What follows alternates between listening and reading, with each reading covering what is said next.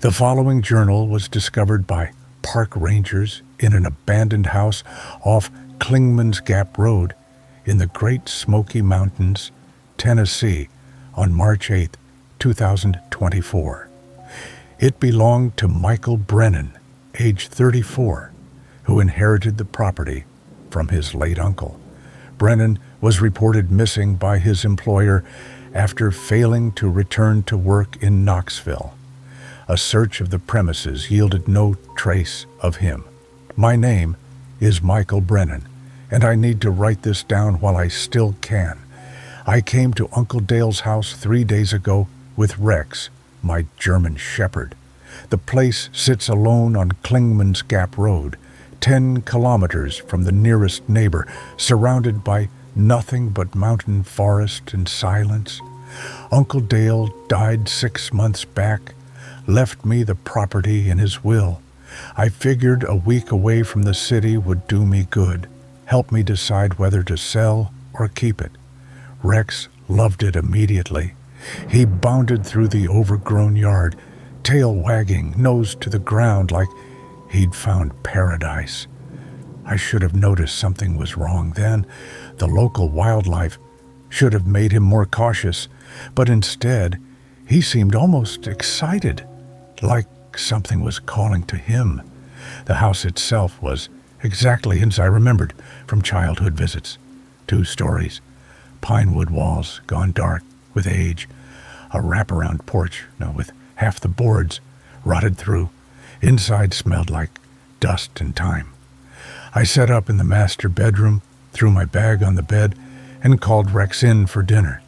That first night, I fell asleep to the sound of wind through the pines and Rex's steady breathing from his usual spot at the foot of my bed. Around 2 a.m, something woke me. Rex was standing at the window, ears forward, body rigid. A low growl rumbled in his chest. "What is it, boy?" He didn't respond, didn't even glance back at me. His attention was locked on something outside. Then I heard it, a sound that made my skin crawl. It was like an animal's cry, but wrong somehow, the pitch shifting in ways no natural creature could manage. Rex exploded into motion. He bolted from the room before I could react, his claws scrabbling on the wooden floors. I heard the crash of the screen door, then nothing but silence. "Rex, come back here!" I grabbed my flashlight and ran outside, but the forest had swallowed him whole. The beam of my light couldn't penetrate more than 20 feet into those trees. I called his name until my throat was raw, but only the mountains called back. I didn't sleep the rest of that night. At dawn, I searched the tree line, following broken branches and paw prints that led into the forest. They disappeared into a creek bed about half a mile from the house. I spent hours out there, calling, searching, feeling increasingly desperate. Rex wasn't just a dog, he was all I had left after the divorce. Around noon, I trudged back to the house, exhausted and ready to call the local animal control. That's when I saw him sitting on the porch. Rex looked at me with those familiar brown eyes, tail wagging slowly. Relief flooded through me so powerfully, I almost fell to my knees. "Jesus Christ, boy, where did you go?" I reached to pet him, but he pulled away, something he'd never done before. He walked past me into the house, moving stiffly, like his joints hurt. Probably just exhausted from his adventure, I told myself. But something felt wrong. I filled his bowl with his favorite food, the expensive, grain-free stuff he usually inhaled. He sniffed it once and walked away. When I called his name, he didn't react. When I told him to sit, he just stared at me, head tilted at an odd angle. "Are you hurt?" I tried to examine him, but he backed into the corner of the living room and stood there, perfectly still, facing the wall. For hours, just standing, not moving, barely breathing.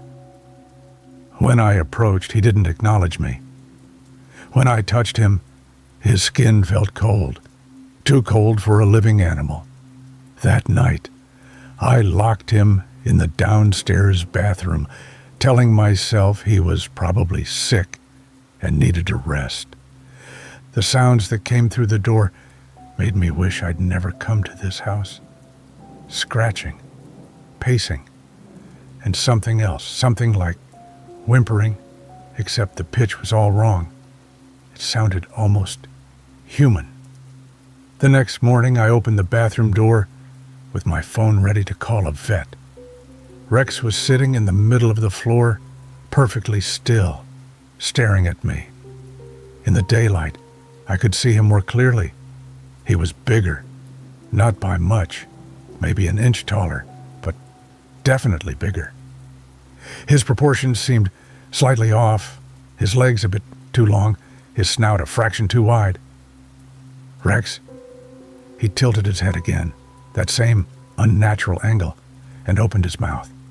The sound that came out froze my blood. It was a bark, yes, but underneath it I could hear something else, like vocal cords, trying to form the sound, failing, trying again, like a person imitating a dog. I backed away slowly. Rex followed, matching my pace exactly, never blinking. I spent that day avoiding him. He followed me through the house, always keeping the same distance, never making a sound, unless I spoke to him first. Then he would respond with those horrible approximations of barks, each one sounding more strained than the last, more human. By evening, I'd convinced myself I was being paranoid. Stress, isolation, lack of sleep, all of it combining to make me see things that weren't there. Rex was just sick, needed a vet, nothing more. Then I went to get firewood from under the porch. The smell hit me first, rotten copper, thick in the cold air. I shined my flashlight into the crawl space and saw him, the real Rex. My dog's body, matted with blood and dirt, was twisted at an impossible angle. His throat was torn out, his eyes were gone. He'd been dead for at least 2 days, probably since the first night. The thing I'd brought into my house wasn't Rex. I stumbled backward, fell hard on the frozen ground. Through the window, I could see it inside, standing in the living room where I'd left it, watching me. It knew I knew. I ran from my truck, keys clutched in my shaking hand. The driveway stretched ahead maybe 50 yards to freedom. Behind me, I heard the screen door bang open, heard footsteps, not paws, footsteps pounding down the porch steps. I made it to the truck, got the door open. Something hit me from behind with the force of a charging bear. We went down together, rolling in the gravel. I tried to scream, but nothing came out. It was on top of me now, and in the moonlight, I could finally see it clearly. The thing wearing Rex's skin. It was too large, too heavy, its limbs bending at joints that shouldn't exist. Its face was Rex's face, but stretched over something else, something with too many teeth and eyes that reflected red in the darkness. When it spoke, the sound came from somewhere deep in its throat. Words formed by something that had learned human speech by listening, mimicking, practicing on my dog's stolen vocal cords. Stay. The command was perfect. Exactly how I'd trained Rex to say it.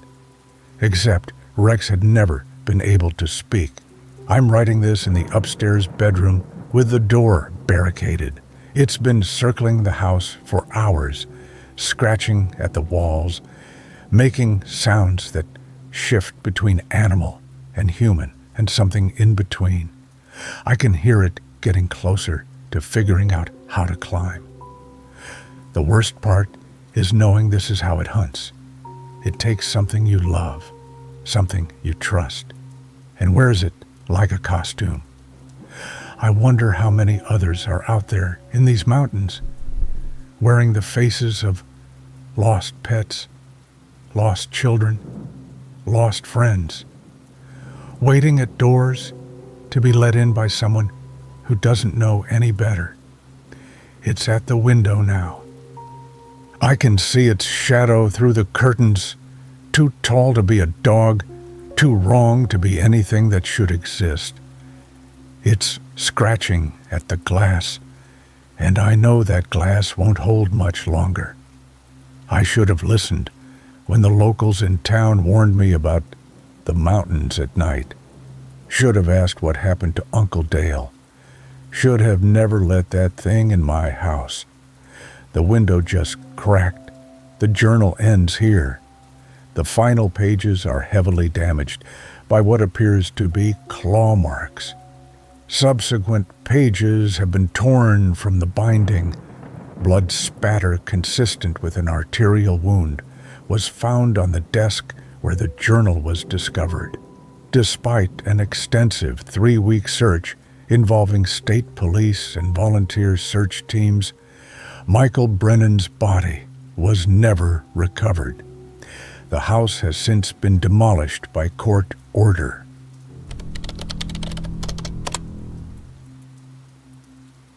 If you enjoy my stories, please subscribe and hit the like button. I'd really appreciate it. Leave a comment telling me which city you're from and what time it is there. I'm curious to know where my favorite subscribers are from, and share the scariest story that ever happened to you. I'll pin the best one under the video forever. The following entries were recovered from a notebook found in room 7 of the Whispering Pines Motel in Bramwell, West Virginia on October 23, 2024. The notebook belonged to Nathan Cross, age 32, who checked into the motel on October 20th. Cross was reported missing by his wife after he failed to return to Baltimore. Local police investigation revealed inconsistencies with town records that remain unexplained. My name is Nathan Cross, and I'm writing this because I don't trust my own memory anymore. I came to Bramwell, West Virginia 3 days ago, following a lead on a freelance journalism piece about abandoned coal towns. I'd never been here before. I'm certain of that. I grew up in Baltimore, lived there my entire life until college.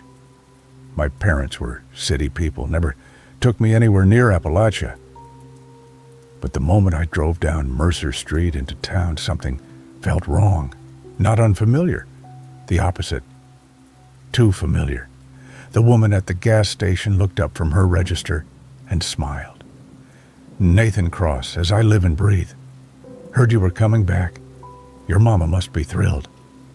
I stared at her. I'm sorry, do I know you? Her smile faltered. Don't be silly. It's me, Margaret Holt. I used to babysit you every Thursday. She laughed nervously. You playing some kind of joke? I've never been to Bramwell before in my life. The look she gave me was pure confusion mixed with something else. Fear, maybe. Nathan, you lived here until you were 10 years old. Everyone knows you. I left without getting gas. At the motel, the clerk handed me a key before I'd even given my name. Room 7, just like you asked for on the phone. That was always your lucky number, wasn't it? I hadn't called ahead, hadn't made a reservation, but when I opened my mouth to correct him, he was already turning away, humming something that made my spine crawl with recognition. That night, I pulled up everything I could find online about myself. Birth certificate, school records, social media history. All of it confirmed what I knew to be true.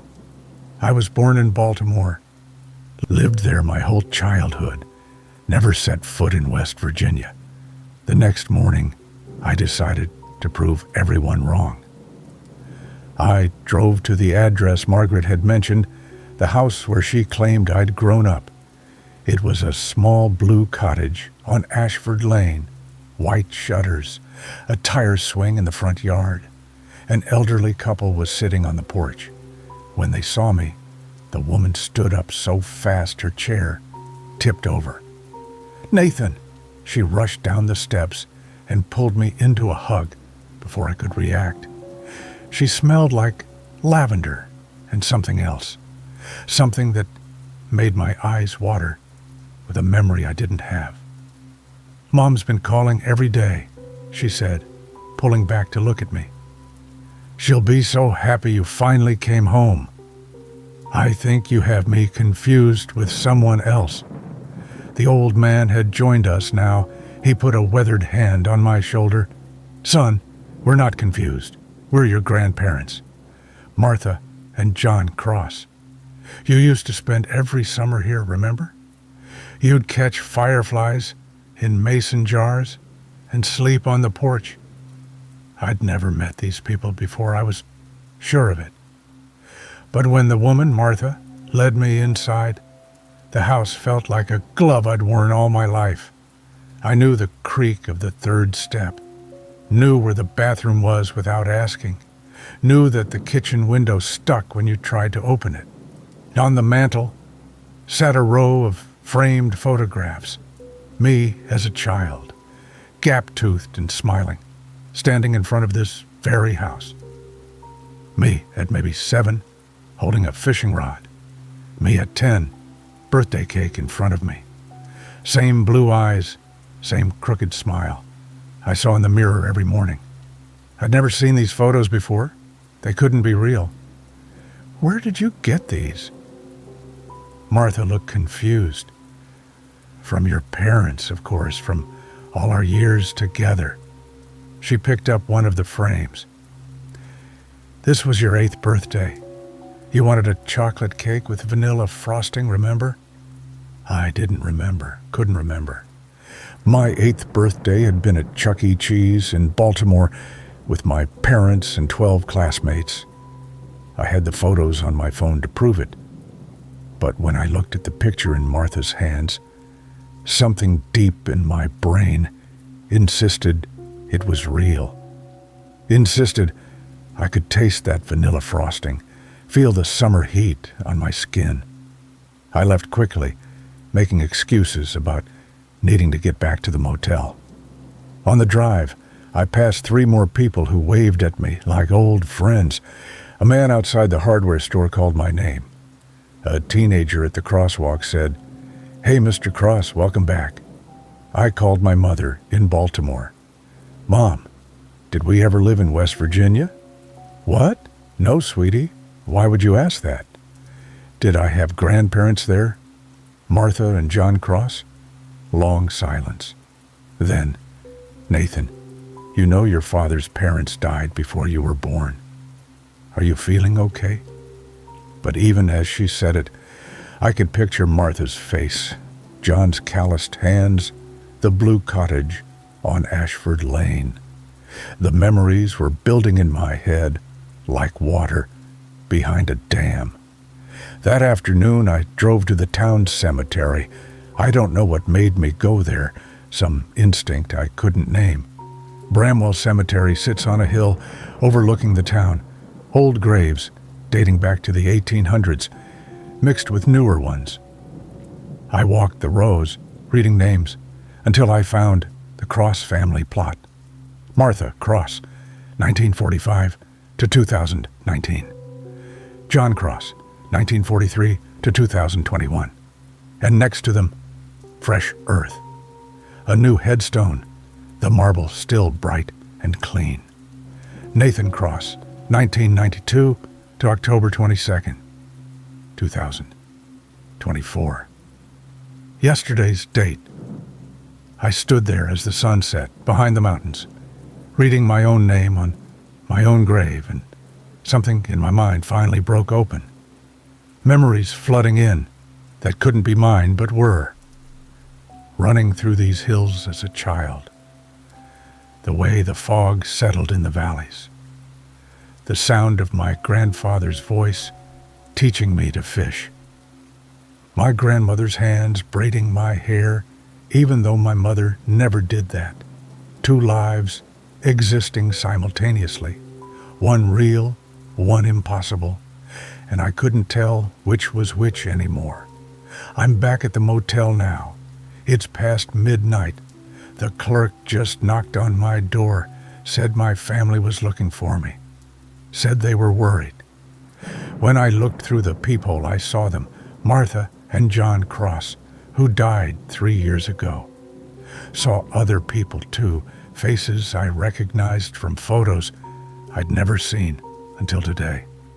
They're all standing in the parking lot looking up at my window, waiting. I understand now. This town doesn't just remember me, it created me. Built a version of Nathan Cross who belonged here, who had always belonged here. And that version is more real than I am. The gravestone proves it. I died yesterday, before I ever arrived. The knocking is getting louder. They want me to come out. They want me to come home. And the worst part is, some piece of me wants to go, wants to be the Nathan Cross they remember, wants to let go of Baltimore and my wife and my real life and just surrender to the memories they've given me. But I know if I open that door, Nathan Cross from Baltimore stops existing entirely. The town will have won.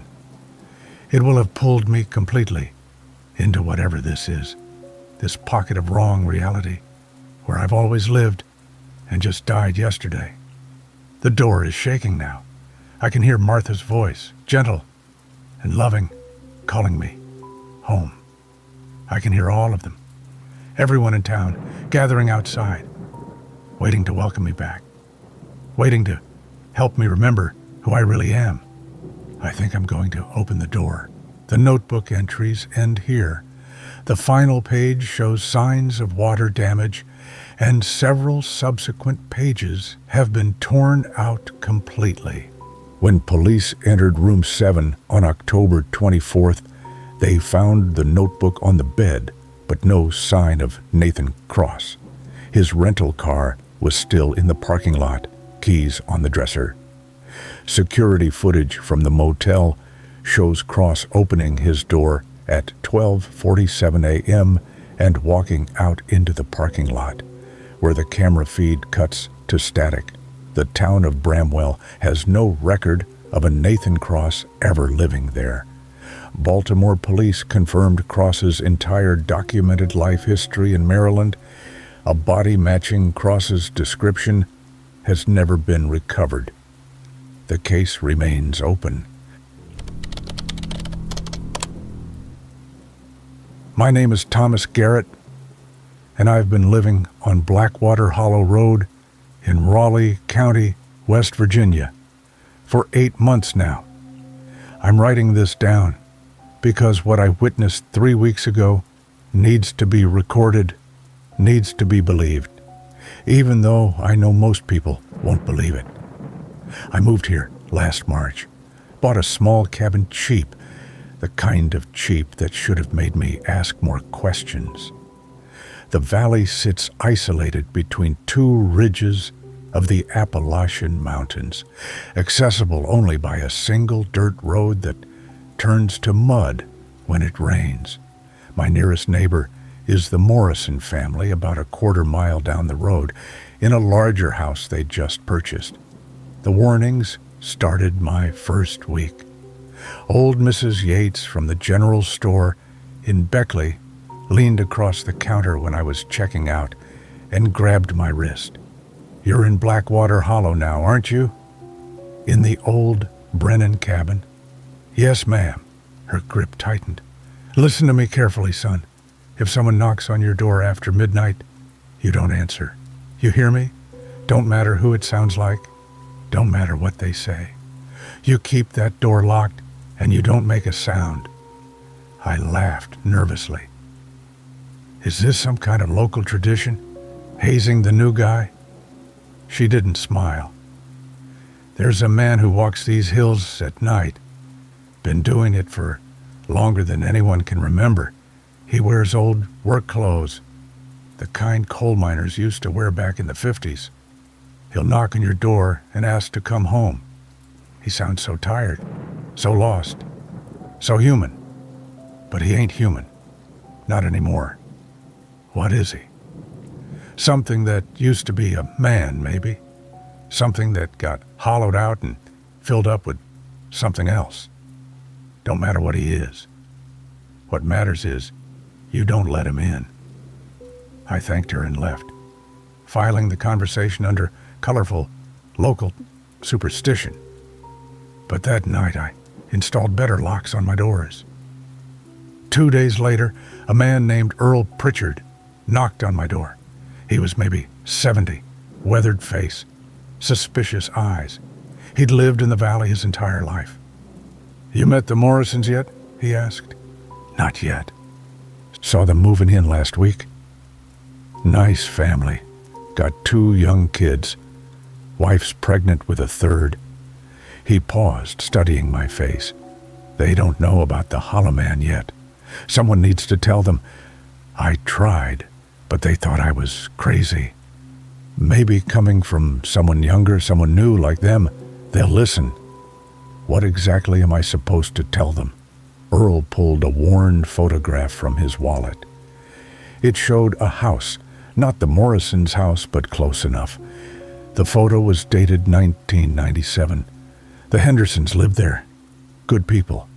Moved in that spring. By October, the house was empty.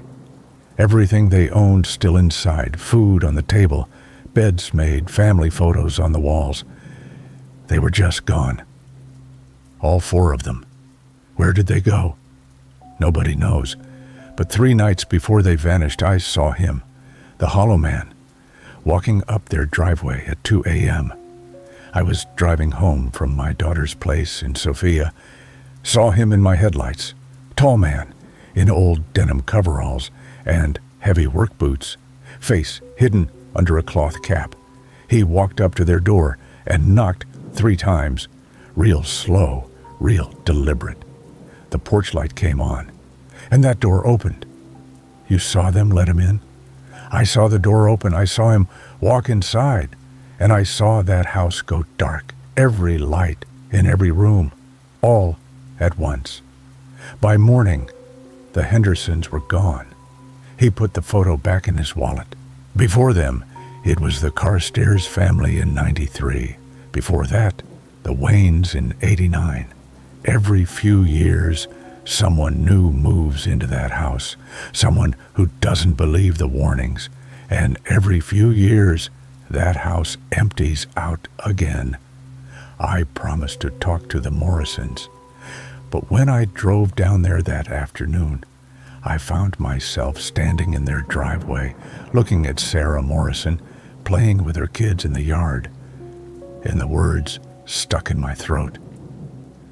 How do you tell a pregnant woman with 2 young children that her house is cursed? That some creature might come knocking in the night? I chickened out. Told myself it was all just stories, coincidences, maybe even tragedies that had nothing to do with mysterious men in work clothes. 3 weeks ago, I woke to the sound of screaming. It was 3:47 a.m. The screams were coming from the Morrison house, thin and desperate in the night air. I grabbed my flashlight and ran outside. Through the trees, I could see lights blazing in every window of their house, bright as daylight. Then, as I watched, they went out, every single one, simultaneously. The screaming stopped. The silence that followed was worse than any sound. I stood there in my yard, flashlight shaking in my hand, for maybe 5 minutes. Then I saw him, walking down the Morrisons' driveway, moving away from their house toward the road. Tall figure in dark coveralls, heavy boots that made no sound on the gravel, face hidden beneath a cap. He walked past my property line, maybe 50 feet from where I stood. I could smell him as he passed, a smell like earth and rot and something chemical. like the air in an old mine shaft.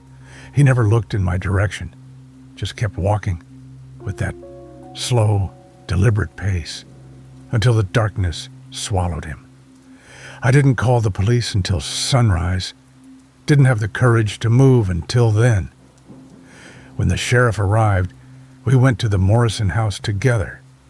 The door was unlocked, the porch light still on. Inside, everything was exactly as they'd left it. Coffee cups on the kitchen table, kids' toys scattered on the living room floor, beds still warm, but no Morrisons, no Sarah, no Steve, no 5-year-old Emma, no 3-year-old Jake. The sheriff found something I'd missed.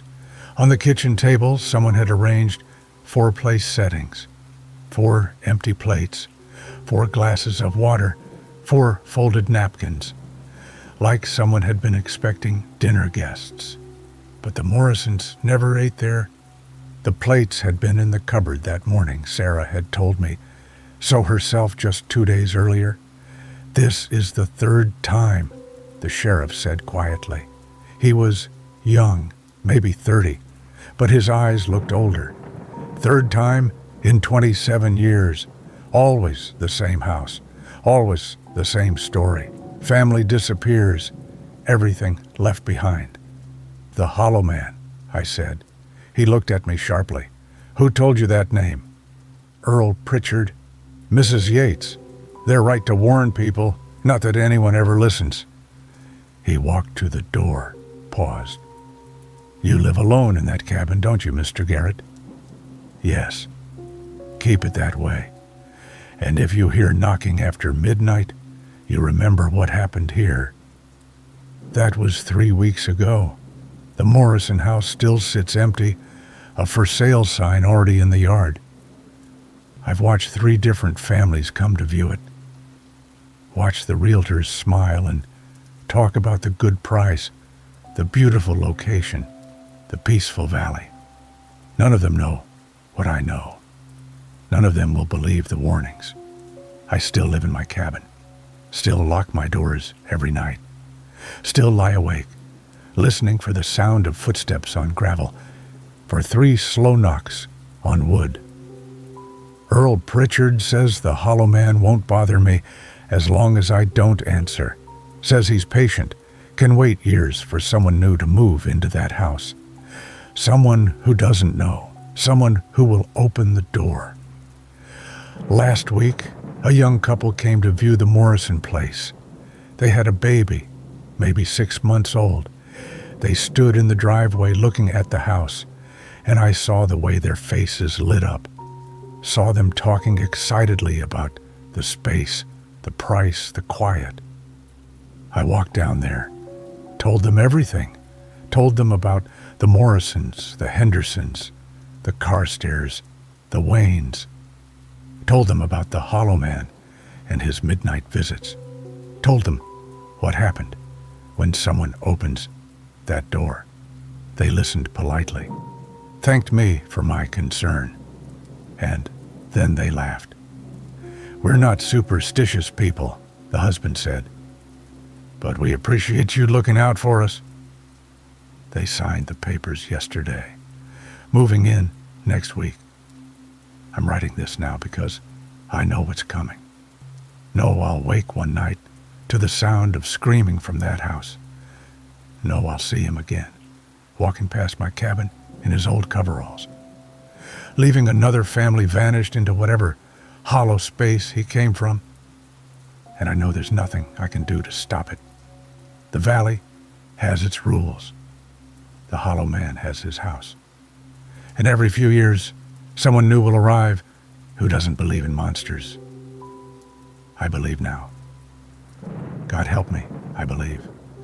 And every night when I lock my doors, I pray I never hear those 3 slow knocks on my door, because I don't know if I'm strong enough to not answer.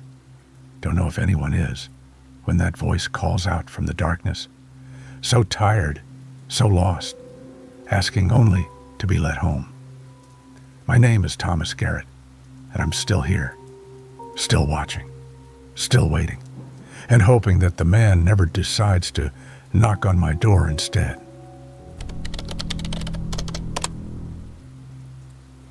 My name is Daniel Harding, and I bought the old Mackey house in Gravel Hollow, Kentucky for $8,000 cash. That should have been my first warning. $8,000 for a 3-bedroom farmhouse on 2 acres, even in a dying coal town, meant something was wrong with it. But I was 32, newly divorced, and convinced I could flip houses for a living. The photos showed good bones, original hardwood floors, and a wraparound porch that just needed some love. Gravel Hollow wasn't on most maps anymore. The mine shut down in 1987, and most families left within 5 years. By the time I arrived in late September, maybe 40 people still lived in the valley, spread out along County Road 12 like scattered teeth. The realtor, a chain-smoking woman named Donna, met me at the property with keys and a look that said she pitied me. Previous owner died in a nursing home in Lexington, she told me, flicking ash onto the gravel driveway. Estate wanted it gone. You're getting a hell of a deal. The house stood at the end of a dirt road, backed against a steep hillside thick with pines and kudzu. Inside it smelled like mildew and old newspapers. The walls were papered in faded floral patterns, and the kitchen still had a wood-burning stove alongside an electric one from the 70s. Upstairs, 3 bedrooms opened off a narrow hallway. The master bedroom had a large closet with a small vent near the floor, maybe 8 inches square, covered by a rusted grate. I moved in on a Tuesday with a sleeping bag, some tools, and a cooler full of groceries. Cell service was terrible, but I'd brought my laptop and had satellite internet installed the first week. The plan was simple. Spend 3 months fixing the place up, then list it for $50,000. Easy money. The first strange thing happened on Thursday night. I'd bought a package of Oreos and left them on the kitchen counter. In the morning, the package was open and half the cookies were gone. I blamed myself, figured I'd eaten them while watching videos on my laptop and forgotten. But then, my spare work gloves disappeared from the toolbox. Then a can of soup. Then the flashlight I'd left on the bathroom sink. By Sunday, I was getting annoyed. I searched the house for mice or rats, checked for holes in the walls. Nothing. I went into town and bought traps, set them in the kitchen and bedrooms. Monday morning, the traps were untouched, but my toothbrush had moved from the bathroom to the kitchen windowsill. That's when I stopped blaming animals and started thinking someone was messing with me. Maybe local kids, bored and looking for entertainment. Gravel Hollow didn't seem like the kind of place where people respected property lines. I drove to Walmart in the next county over and bought 2 security cameras with night vision. One went in the living room, pointed at the stairs. The other went in my bedroom, angled to cover the door and the closet. I felt ridiculous, but also relieved. Now I'd have proof, and I could call the sheriff if needed. That night, I fell asleep around 11. The house made settling noises, and wind pushed through the pine trees outside, but I'd started getting used to the sounds. I slept hard, the way you do when you've spent the day tearing out rotted drywall. In the morning, I checked the cameras on my laptop. The living room footage showed nothing but shadows moving as moonlight shifted through the windows. I fast-forwarded through it, saw myself walk to the bathroom around 3 a.m., then go back to bed. Nothing unusual. Then I opened the bedroom footage. At first, I thought the timestamp was wrong. According to the video, at 2:47 a.m., the closet door, which I'd left closed, slowly opened. For almost a minute, nothing happened. Then the small vent at the bottom of the closet, the one I'd barely noticed, began to move. The grate fell forward with a soft clatter I hadn't heard in my sleep, and then something pale emerged from the darkness behind it. I had to rewind and watch it 3 times before my brain would accept what I was seeing. A hand came through first, thin and white, fingers splayed against the closet floor. Then a head, hairless and skull-like, with skin pulled tight over sharp bones. The thing that crawled out of my wall was human-shaped, but wrong. Its limbs were too long, joints bending at strange angles as it pulled itself through the narrow opening. It wore what looked like the remains of coveralls, stained and torn. It should have been impossible. The vent was maybe 8 inches square, but the thing compressed itself, folded and twisted until it slithered through like a snake. Once fully in the closet, it paused, head tilted, listening. Then it crawled toward my bed. My stomach turned to ice watching the footage. The thing moved on all fours, but its joints bent backward, making it look like a spider. It reached the side of my bed and slowly, carefully stood up. In the grainy night vision, I could see its face clearly now. Sunken eyes, no nose to speak of, just holes. Its mouth hung open, revealing broken teeth. It stood over me for a long time, just stood there, staring down at my sleeping form. Then it leaned closer. I watched myself sleep as this thing brought its face within inches of mine. Its mouth opened wider, and I could see its throat working as it breathed in deeply, smelling me. Then, with movements so gentle they looked almost tender, it reached down and touched my hair. My hand shook on the mouse. On screen, the thing stroked my hair, then my cheek, then my shoulder. Its fingers traced the outline of my face like it was memorizing me. I slept through all of it, completely unaware. After maybe 5 minutes, it pulled back. It stood there a moment longer, then dropped to all fours and crawled back to the closet.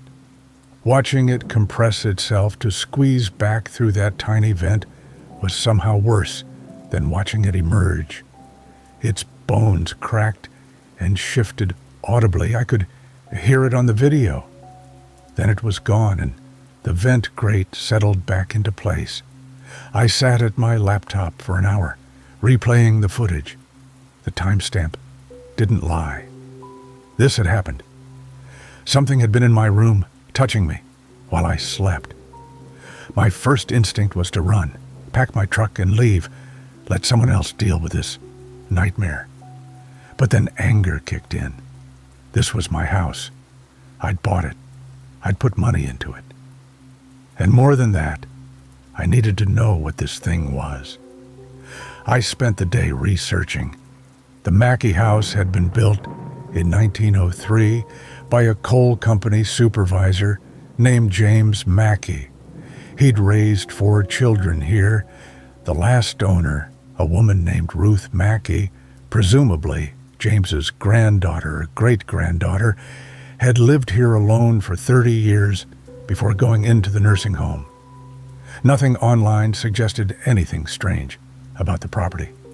No deaths, no disappearances, just an old house in a dying town.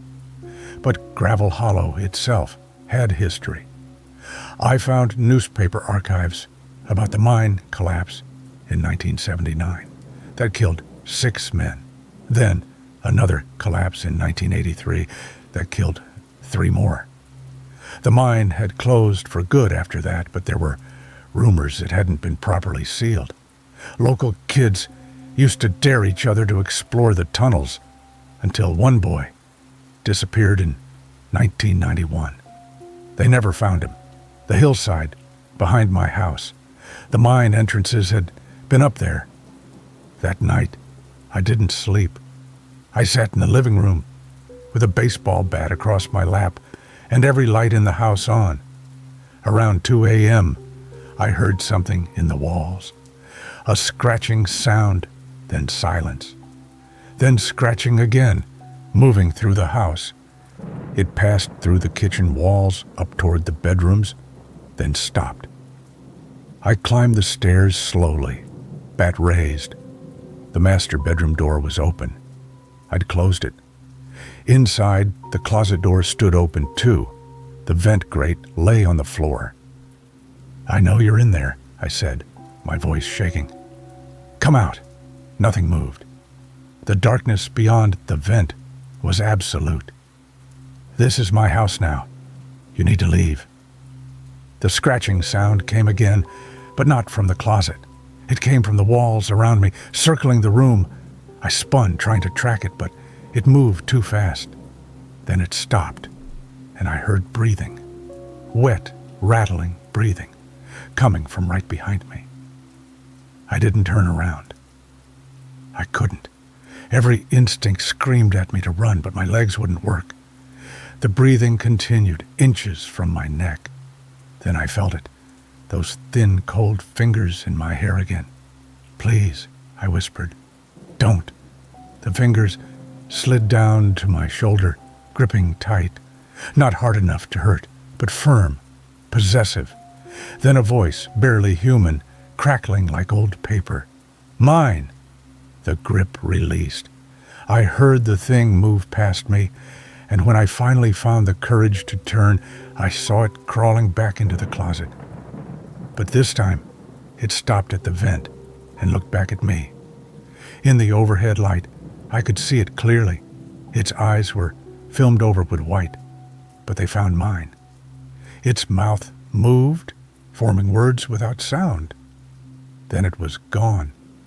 I called a contractor the next morning and had him come look at the vents.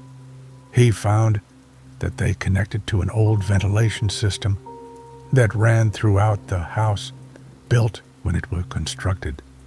Some of the ducts were large enough for a person to crawl through, and they led to a crawl space under the house, and from there to a coal chute that opened onto the hillside. The contractor said it was dangerous, needed to be sealed up. "Anything could get in through there," he said. "Raccoons, possums, even someone, if they were determined enough." I had him seal everything that day, every vent, every gap, every possible entrance. It cost me $3,000 I didn't have, but that night, I slept in my bed for the first time in 3 days. At 2:47 a.m., I woke to the sound of scratching. Not from the walls this time, from under the bed. I've been living with it for 3 weeks now. It still comes every night, crawling out from places I can't seal, spaces that shouldn't exist. Sometimes it just watches. Sometimes it touches my face, my hair, my arms. Last night, it lay down on the floor beside my bed, and I could hear it breathing there until dawn. I don't know what it is.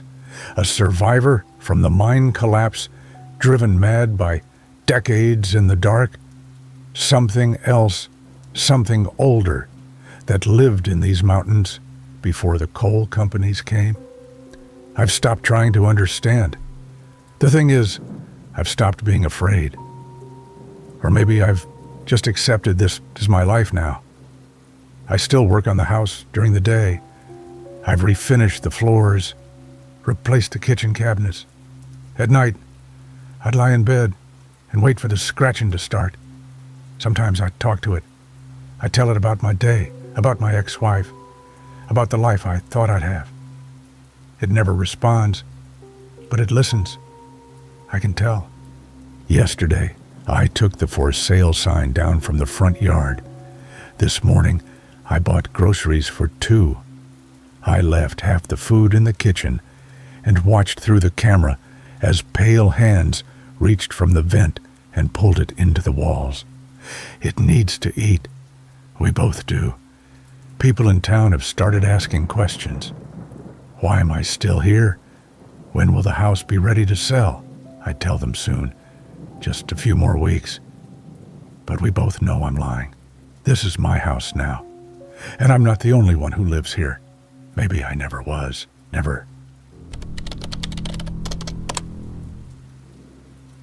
My name is Daniel Hewitt, and I live alone in a trailer on Becker Ridge Road in the Catskill foothills of New York, where the mountains start their long descent toward the Appalachian chain.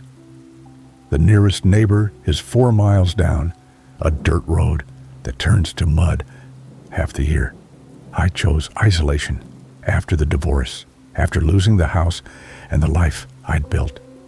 Out here, nobody asks questions. Nobody expects anything from you except that you keep to yourself. The trailer is a 1987 Winnebago, 30 feet of aluminum and faded paint that I bought for $3,000 cash. It sits on a 1/4 acre of land I lease from a farmer who lives in Margaretville and never checks on the property. I have a generator, a propane tank, and an old radio that picks up exactly 2 stations when the weather cooperates. That radio is what started everything. It was a Tuesday night in late October, temperature dropping toward freezing, when the static began. I'd been listening to the news out of Kingston, half paying attention while I heated a can of soup on the camping stove. The signals started breaking up around 8 o'clock, replaced by a harsh crackling that made me reach for the dial. Before I could turn it off, the static cleared. What came through the speakers wasn't music or news or any commercial station. It was breathing. Heavy, labored breathing, like someone asleep or in deep distress. Each inhale rattled slightly. Each exhale whistled through what sounded like congested airways. I stood there with my hand on the dial, listening. The breathing continued for maybe 30 seconds, steady and rhythmic. Then I heard something else underneath it, a faint electronic hum that I recognized. I'd heard that sound before, years ago, when my daughter was a baby. It was a baby monitor. Somehow, my radio was picking up the transmission from someone's baby monitor. I relaxed slightly. Radio signals bounced weird in these mountains, especially at night. The Catskills and northern Appalachians created strange atmospheric conditions that could carry FM and AM signals for miles, even pick up transmissions they shouldn't. Someone probably had a monitor running nearby, and the frequency was bleeding into my radio, except there was nobody nearby. I was 4 miles from the nearest occupied house. I turned the volume down, but didn't switch it off. The breathing continued, steady and deep. Not a baby's breathing, I realized. Too heavy, too slow.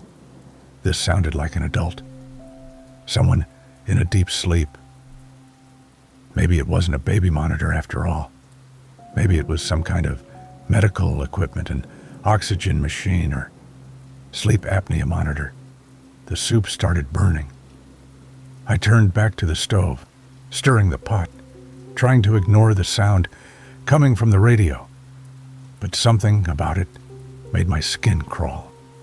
The breathing was too regular, or too measured, like someone pretending to be asleep. At 8:47 p.m. exactly, the breathing stopped. The silence was immediate and total. I turned back to the radio, waiting for the static to return or for the signal to change. Instead, I heard a different sound, the creak of wooden floorboards, slow and deliberate. Someone walking, each footstep distinct, patient, moving across a room. Then the floorboards stopped creaking. I heard fabric rustling, like someone adjusting their position or picking something up. A faint click, mechanical and precise. And then a voice, male, speaking in a whisper so close to the microphone I could hear the moisture in his mouth, said 4 words that turned my blood to ice. "I see your kitchen light." I spun toward the window. My trailer only had 4 windows, small ones, most covered with cheap curtains I'd never bothered to replace. The kitchen area had 1 window above the sink, curtains pulled back because I'd been washing dishes earlier. Yellow light from the single bulb overhead spilled out into the darkness, visible from outside, visible to anyone watching. My hand found the light switch and flipped it. Darkness swallowed the trailer interior, leaving only the faint glow from the radio dial and the propane burner under my forgotten soup. I stood perfectly still in the blackness, listening. The radio hissed with static for maybe 5 seconds.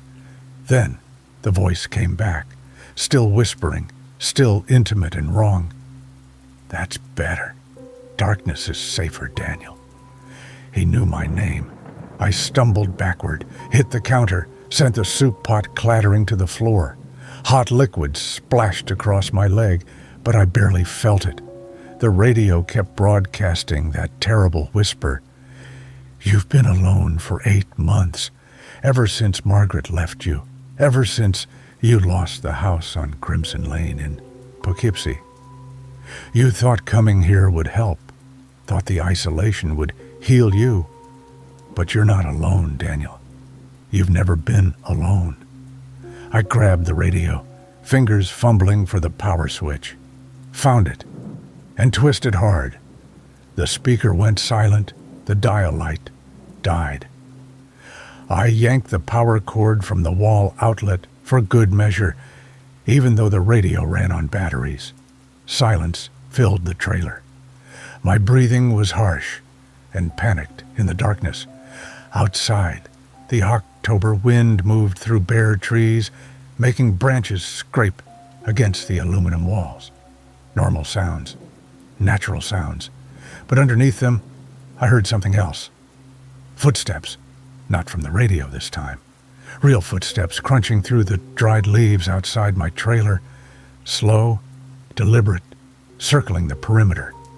I dropped to my knees, crawled to the window above the couch, and carefully lifted the edge of the curtain. The moonlight was weak, but enough to see by.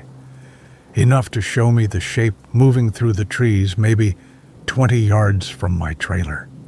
A man. Tall, wearing dark clothes, moving with purpose.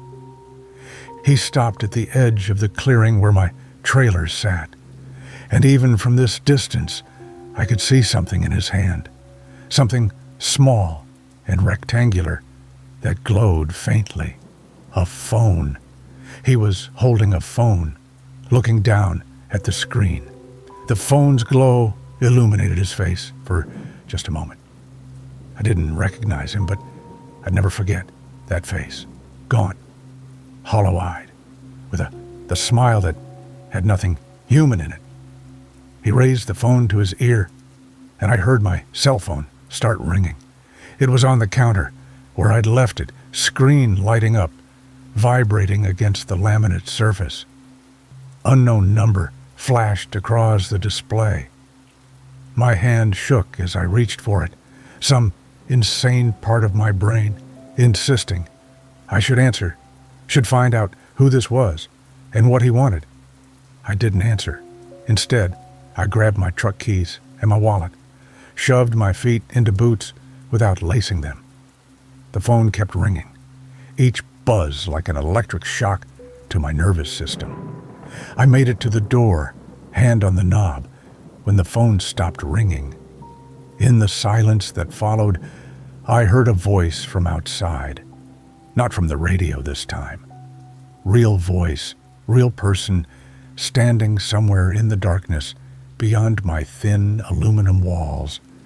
"You can run, Daniel, you can drive away. But I've been watching you for 8 months. I know where you work, know where you shop, know where you go when you need to feel less alone. There's nowhere you can go that I won't find you.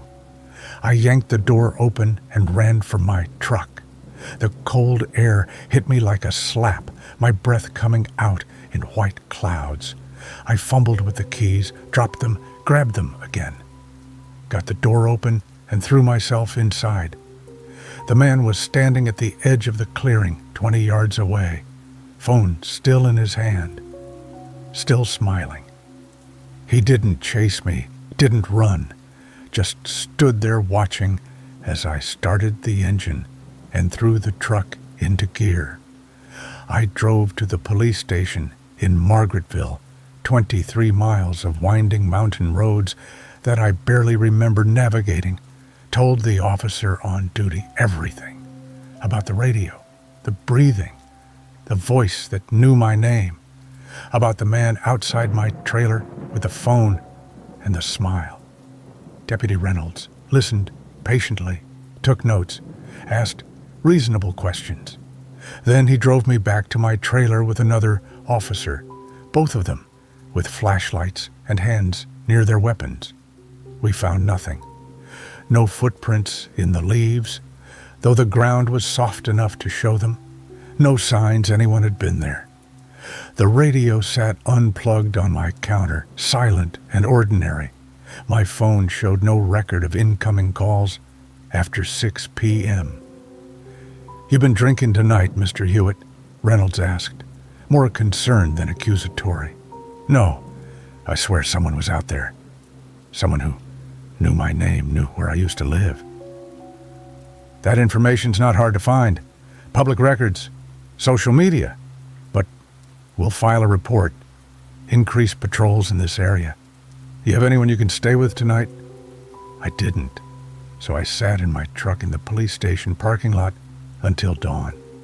Radio on, to mask the silence, trying not to think about that voice, whispering in the darkness. I never went back to the trailer, abandoned the lease, abandoned everything I couldn't fit in my truck, and moved to an apartment complex in Kingston, where I'm surrounded by neighbors and light and the sounds of normal human life. But sometimes, late at night, I'll be listening to music or news on my new radio, and the static will start.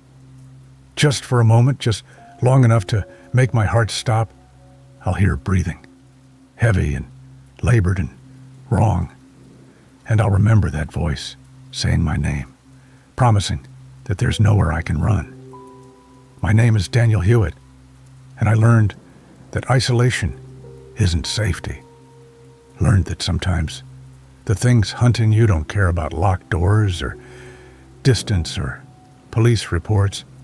They just wait, patient and persistent, for the moment when you're alone again. I haven't been back to Becker Ridge Road, don't ever plan to. But every time my phone rings from an unknown number, every time I hear static on the radio, I remember that smile in the darkness and wonder if he's still watching, still waiting, still listening for the sound of me breathing in the night. Door. My name is Marcus Webb, and I'm writing this down because I need someone to know what's happening to my family. Not for help, we're past that now, but for documentation, for evidence that we're not crazy. We bought the house on Tanner Creek Road in Raleigh County, West Virginia, 6 months ago.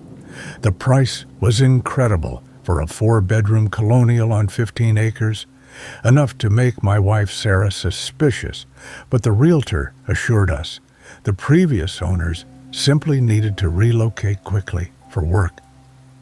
The inspection came back clean. The neighbors, what few existed in this isolated stretch of Appalachian forest, seemed friendly enough from a distance. We moved in on a Friday in early May. By the following Thursday, everything changed. I found the first letter in our mailbox that morning, plain white envelope, No stamp, no return address. My name written in neat, old-fashioned cursive across the front. Inside, a single sheet of paper with 3 sentences. "Welcome to your new home, Marcus. I've been waiting for you. I'm watching." Sarah laughed when I showed it to her. Probably just teenagers trying to spook the new people in town. But something about that handwriting made my stomach turn. It looked practiced, deliberate, like someone who'd been writing the same words over and over for years, perfecting each letter. 3 days later, another envelope appeared. This one was different. "You had chicken marsala for dinner last night. Sarah wore her blue dress with the white flowers. Your daughter Emma spilled juice on the kitchen floor at exactly 6:23 p.m. You forgot to lock the back door before bed." Every detail was correct, every single one. I installed security cameras that weekend, 8 of them, covering every angle of the property. Motion sensors on all the doors and windows. I spent $2,000. I couldn't afford making our home into a fortress. The letters kept coming. The cameras won't help, Marcus. I've always been here. I was here when the Hendersons lived in this house, 2018 to 2021. I was here when the Pritchards owned it before them, 2015 to 2018. I was here when the Morrows raised their children in these rooms, 1999 to 2015. I am the keeper of this house. I know everything that happens within these walls. I check the footage obsessively, hours every night, watching empty yard, empty driveway, empty mailbox. Then at 3:17 a.m., the mailbox flag would lift. I'd run outside, flashlight in hand, but there was never anyone there.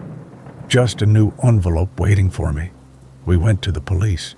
Sheriff's deputy named Carson took our statement, looked at the letters, and got this uncomfortable expression I'd learned to recognize in anyone we told.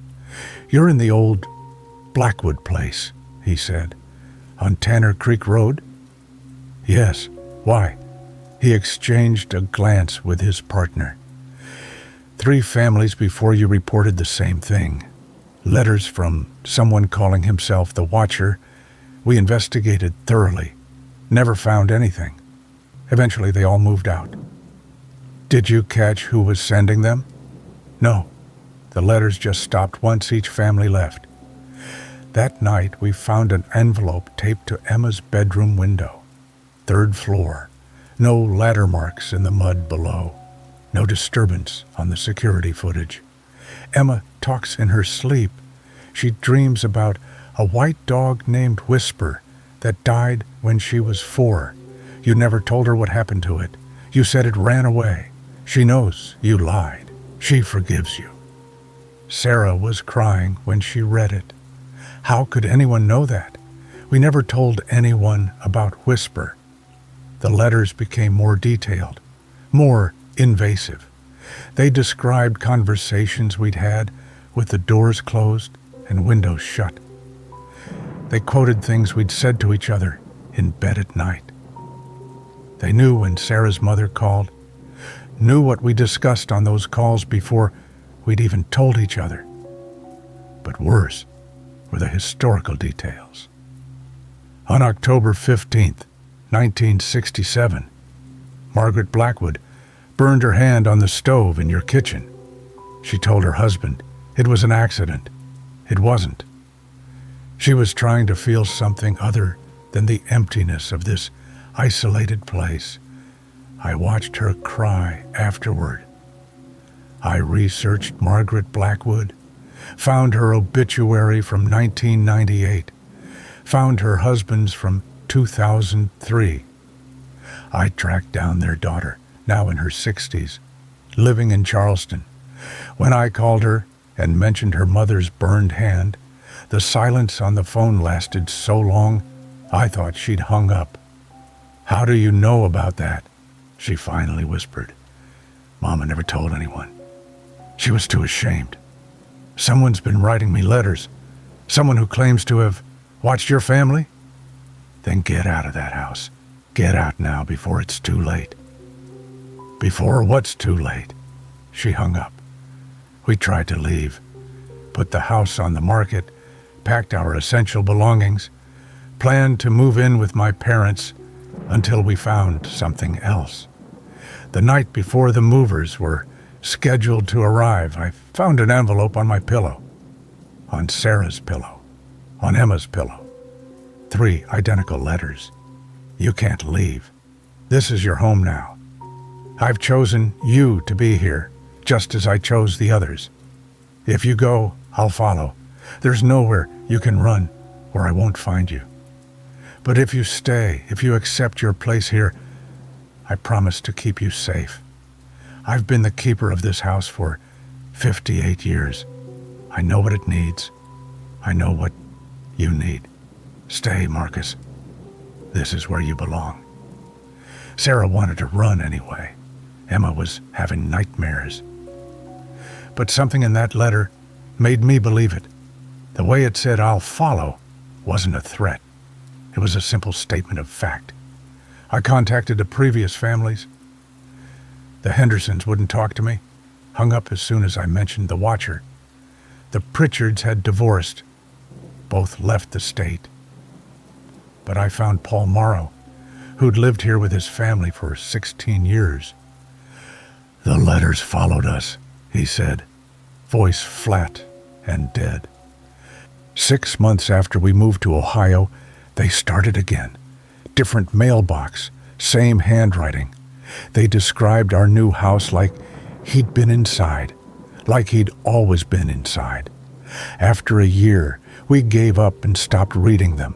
They still come, every few weeks, like clockwork. We just throw them away now.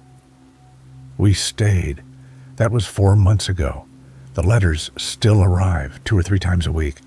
They're conversational now, almost friendly. The watcher tells us about the other families who lived here. The Blackwoods and their quiet tragedy. The Simmons family in the 1980s who loved this house and died here peacefully. The Carters who left in 1996 after their son disappeared in the woods. A disappearance the watcher describes in detail that makes me sick to read. I tried to warn them, one letter said, but they didn't listen. The forest takes what it wants. I only watch the house. I've stopped checking the cameras, stopped trying to catch him, because I've realized something that keeps me awake at night, staring at shadows in corners, listening to floorboards creak overhead in empty rooms. The watcher isn't outside the house. He's never been outside. Every detail he knows, every private moment he describes, happens within these walls. The security cameras will never catch him because he's already inside. He's always been inside. Sometimes, late at night, I hear footsteps in the attic. Slow, patient footsteps that stop when I open the attic door. I find the letters up there now, placed carefully on old boxes and forgotten furniture. Last week's letter said, "You're learning to accept me, Marcus. That's good. The house needs a family and you need the house. We'll take care of each other. I've been alone too long." Sarah doesn't talk about leaving anymore. Emma has stopped having nightmares. We're adapting. The way the Morrows adapted for 16 years, the way the Blackwoods adapted before them. I'm writing this as a warning to whoever buys this house after we're gone. Because eventually, we will leave. Everyone does. And when you move in, when you find that first letter in your mailbox welcoming you home, remember this. The watcher is real. He's patient. He's been here since 1967, maybe longer, and he's not going anywhere. Neither are we. Not yet. Not while he still wants us here. The letters keep coming. The footsteps keep walking overhead. And every night I lock the doors knowing it doesn't matter, because the thing we're trying to keep out has been inside all along, watching, waiting, keeping us safe in this house that will never truly be ours. My name is Marcus Webb, and I live on Tanner Creek Road in Raleigh County, West Virginia. If you're reading this, then you've either bought this house or you're thinking about it. My name is David Pritchard, and I need to tell you about the well behind our farmhouse on Cutter's Ridge Road in Madison County, North Carolina. Not because I think you'll believe me, but because someone needs to know what happened here before we sealed it shut last week. We bought the property in late April, 80 acres of overgrown pasture and woodland surrounding a 2-story farmhouse that hadn't been occupied in 3 years. My wife, Rebecca, and I had been living in Charlotte, suffocating in traffic and mortgage payments, dreaming of somewhere our 5-year-old daughter Lily could run free. The price was absurdly low, $30,000 under market value, but our realtor explained that rural properties in Madison County move slowly. We didn't question our luck. The well sat about 40 feet from the back porch, a circular stone structure, maybe 4 feet high, with a peaked wooden roof to keep out rain and debris. It looked like something from a fairy tale, moss growing between the old stones, a rusted iron crank for lowering the bucket. The home inspector tested the water and pronounced it clean, better than municipal supply, he said, with a mineral content that suggested it came from a deep aquifer. We moved in on a Saturday in early May. Our nearest neighbor, Mrs. Eleanor Vance, appeared on our porch the next morning with a blackberry pie and a warning. She was in her 70s, rail thin, with silver hair pulled back in a severe bun. She set the pie on our kitchen table and looked at me with pale blue eyes that held no warmth. "Don't drink from the well," she said. "Use municipal water. There's a line running to the house already." Rebecca laughed nervously. "The inspector said it was fine. Better than fine, actually." "I'm sure he did. I'm telling you not to drink from it anyway." "Why?" I asked. "Is there contamination the tests didn't catch?" Mrs. Vance was quiet for a long moment, her hands folded in her lap. "Just don't, and keep your little girl away from it." She stood, smoothed her dress, and left without touching the pie she'd brought. Rebecca wanted to heed the warning, but I convinced her it was just small-town superstition. The water was tested and certified clean. We had 80 acres to maintain, and paying for municipal water seemed wasteful when we had a perfectly good well. I started using it immediately, for cooking, for coffee, for filling Lily's sippy cups. The water was cold and clear, with a faintly sweet taste that reminded me of spring mornings. For the first week, everything was perfect. Lily loved the farm, spent hours chasing butterflies through the tall grass, collecting rocks and feathers. Rebecca planted a garden. I started repairing the barn. At night, we'd sit on the back porch and watch fireflies dance over the pasture while Lily played with her dolls inside. Then Lily started talking in her sleep. I heard it first on a Tuesday night, a week and a half after we'd moved in. I was reading in bed when I heard her voice through the wall, clear and conversational. At first, I thought she was playing, but it was past 10, and she should have been asleep hours ago. I got up and opened her door quietly. Lily sat cross-legged on her bed, her back to me, speaking to the window, The curtain was open, and moonlight spilled across the floor. "You're silly," she said, giggling. "My daddy's name is David, not Joseph." "Lily?" I stepped into the room. "Who are you talking to, sweetheart?" She turned, startled, then smiled at me. "The girl." "What girl?" "The girl from outside. She talks to me." My stomach tightened. "Where outside?" Lily pointed at the window. Beyond it, I could see the dark outline of the well, its peaked roof black against the star-filled sky. "There's no one out there, honey.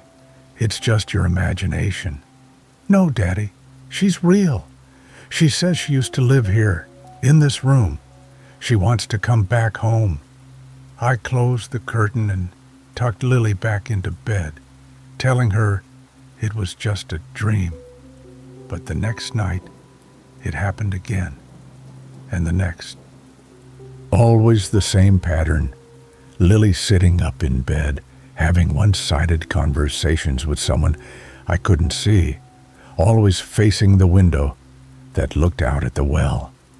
Rebecca started sleeping in Lily's room, trying to catch her in the act. On the fourth night, she woke me at 2 a.m, her face pale in the hallway light. "She's doing it right now," she whispered. "And David, she's saying things she shouldn't know." I followed her to Lily's room. Our daughter sat in the same position, speaking to the darkness beyond the window. "The kitchen used to be yellow," Lily said, "and there was a swing on the big tree, but it broke. And Joseph fell in, and he couldn't get out, and nobody heard him calling." Rebecca grabbed my arm. "David, when we stripped the kitchen wallpaper, there was yellow paint underneath, and there's a broken rope hanging from that oak tree by the barn. It's a coincidence. Old farmhouses always have layers of paint. That rope could be from anything." But I didn't believe my own words. Lily continued talking, describing details about the farm's history she couldn't possibly know, where the chicken coop used to stand, what crops were planted in which fields, the names of dogs who'd lived and died here decades ago. "Who's Joseph?" Rebecca asked quietly. Lily turned to look at us, and something in her expression made my skin crawl. Her eyes looked wrong, too, knowing for a 5-year-old. "The boy who fell in the well," she said. "The girl's brother. She misses him. She wants to go home, but she can't unless someone helps her." The next morning, while Lily was eating breakfast, I walked out to the well with my phone. A quick internet search of the property's history revealed what I'd been afraid to find. In 1962, a family named the Harpers had lived here, Joseph and Caroline Harper, with their 2 children, Michael and Sarah. On July 14th of that year, 7-year-old Michael Harper had fallen into the well and drowned. They'd recovered his body 3 days later. The family moved away within the month, and the property had changed hands 6 times since then. Sarah Harper would have been 5 years old when her brother died, the same age as Lily. I stood at the well's edge, looking down into the darkness. The water was far below, maybe 30 feet down, invisible in the shadows. I thought about covering it, filling it in, but that seemed like an overreaction. It was just a well. Tragic history, yes, but just a well. That night, Rebecca shook me awake at midnight. "She's not in her bed," she said, her voice breaking. "David, Lily's not in her bed." We searched the house, calling her name, panic rising with each empty room. Then I saw it. The back door was open, swinging slightly in the night breeze. I ran outside in my bare feet, Rebecca right behind me. The motion sensor light clicked on, illuminating the backyard. And there, at the well, stood Lily.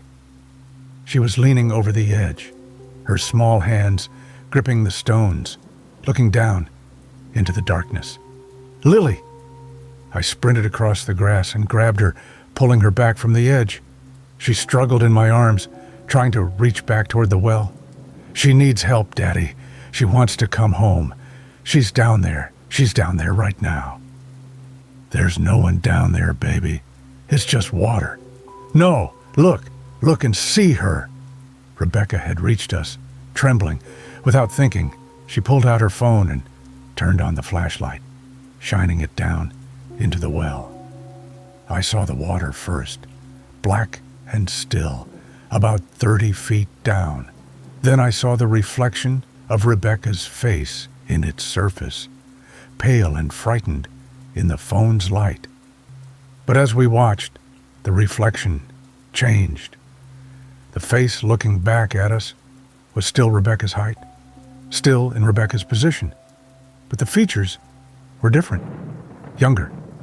A child's face, maybe 7 or 8 years old, with dark hair plastered to her skull and eyes that were nothing but black holes. The mouth opened, and even though we were 30 feet above the water, I could hear the voice clearly, a little boy's voice, distorted by water and time. "Sarah, help me!" "I can't get out. Sarah, please, I'm so cold." Rebecca dropped the phone. It tumbled into the well, the light spiraling down until it hit the water with a distant splash. In that last moment of illumination, I saw not one face in the water, but two. The boy, and behind him, a girl with blonde hair and a white dress, reaching out with impossibly long arms. We ran back to the house with Lily, locked every door and window. Lily cried for hours, saying we'd left the girl alone, that she just wanted to help her brother come home, that we were being mean. Rebecca held her while I called Mrs. Vance.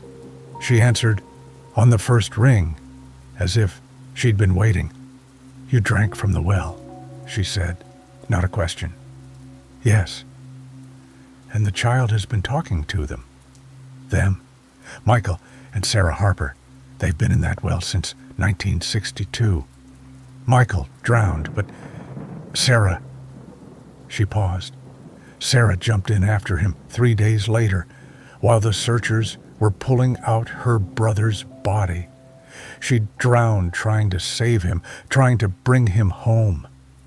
They've been down there ever since, calling to children who drink the water, trying to find someone who will help them get out.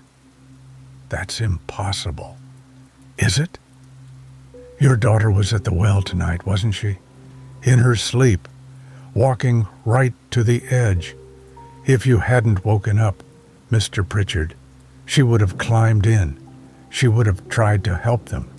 And then there would be 3 children in that well instead of 2. I hung up and sat in the dark kitchen, listening to Rebecca sing softly to Lily in the bedroom above. Outside, I could see the well's peaked roof silhouetted against the stars. We stopped drinking the water immediately, filled every bottle and cup from the municipal line.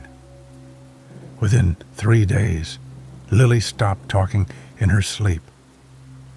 Within a week, she'd forgotten about the girl from the well entirely, the way children forget nightmares when they're safely past. But Rebecca and I haven't forgotten. I hired a contractor last week to seal the well, filled it with concrete, covered it with a steel plate, then piled rocks and soil on top. It's gone now, invisible beneath a mound of earth. Next spring, Rebecca wants to plant flowers there. Sometimes, late at night, I still hear it. The sound of water moving deep underground, and beneath that, fainter, the sound of a child calling for help. A little boy's voice, saying his sister's name over and over, asking her to bring him home. We're putting the farm up for sale next month. The realtor says we'll take a loss, but I don't care. Someone else can buy the 80 acres and the renovated farmhouse and the beautiful mountain views. Someone else can live on Cutter's Ridge Road, just as long as they never dig up that mound of earth behind the house, just as long as they never try to find out what's buried underneath. Because some things should stay buried. Some children should be allowed to rest, even if they've been calling for help for 60 years, even if they'll keep calling forever, their voices growing fainter with each passing decade, until finally there's nothing left but silence and still water and darkness that goes down and down and never ends. My name is Robert Mitchell, and I need to tell you what happened in our house on Ridgemont Circle in the suburbs of Chattanooga, Tennessee. Not because I want to relive it, but because you need to understand that monsters are real. They just don't look the way you expect. My wife, Jessica, and I moved into the house last September with our 18-month-old son, Daniel. Single-story ranch style, 3 bedrooms, built in 1987. Perfect starter home in a quiet neighborhood where everyone mowed their lawns on Saturday and waved from their driveways. The kind of place where nothing bad should ever happen. The sounds started the second week. Light footsteps on the roof, usually around 2 or 3 a.m. Soft scratching noises that woke me, but not Jessica, who could sleep through anything. I'd lie there listening, telling myself it was branches from the oak tree, or squirrels, or maybe raccoons. The house inspector hadn't mentioned any structural issues.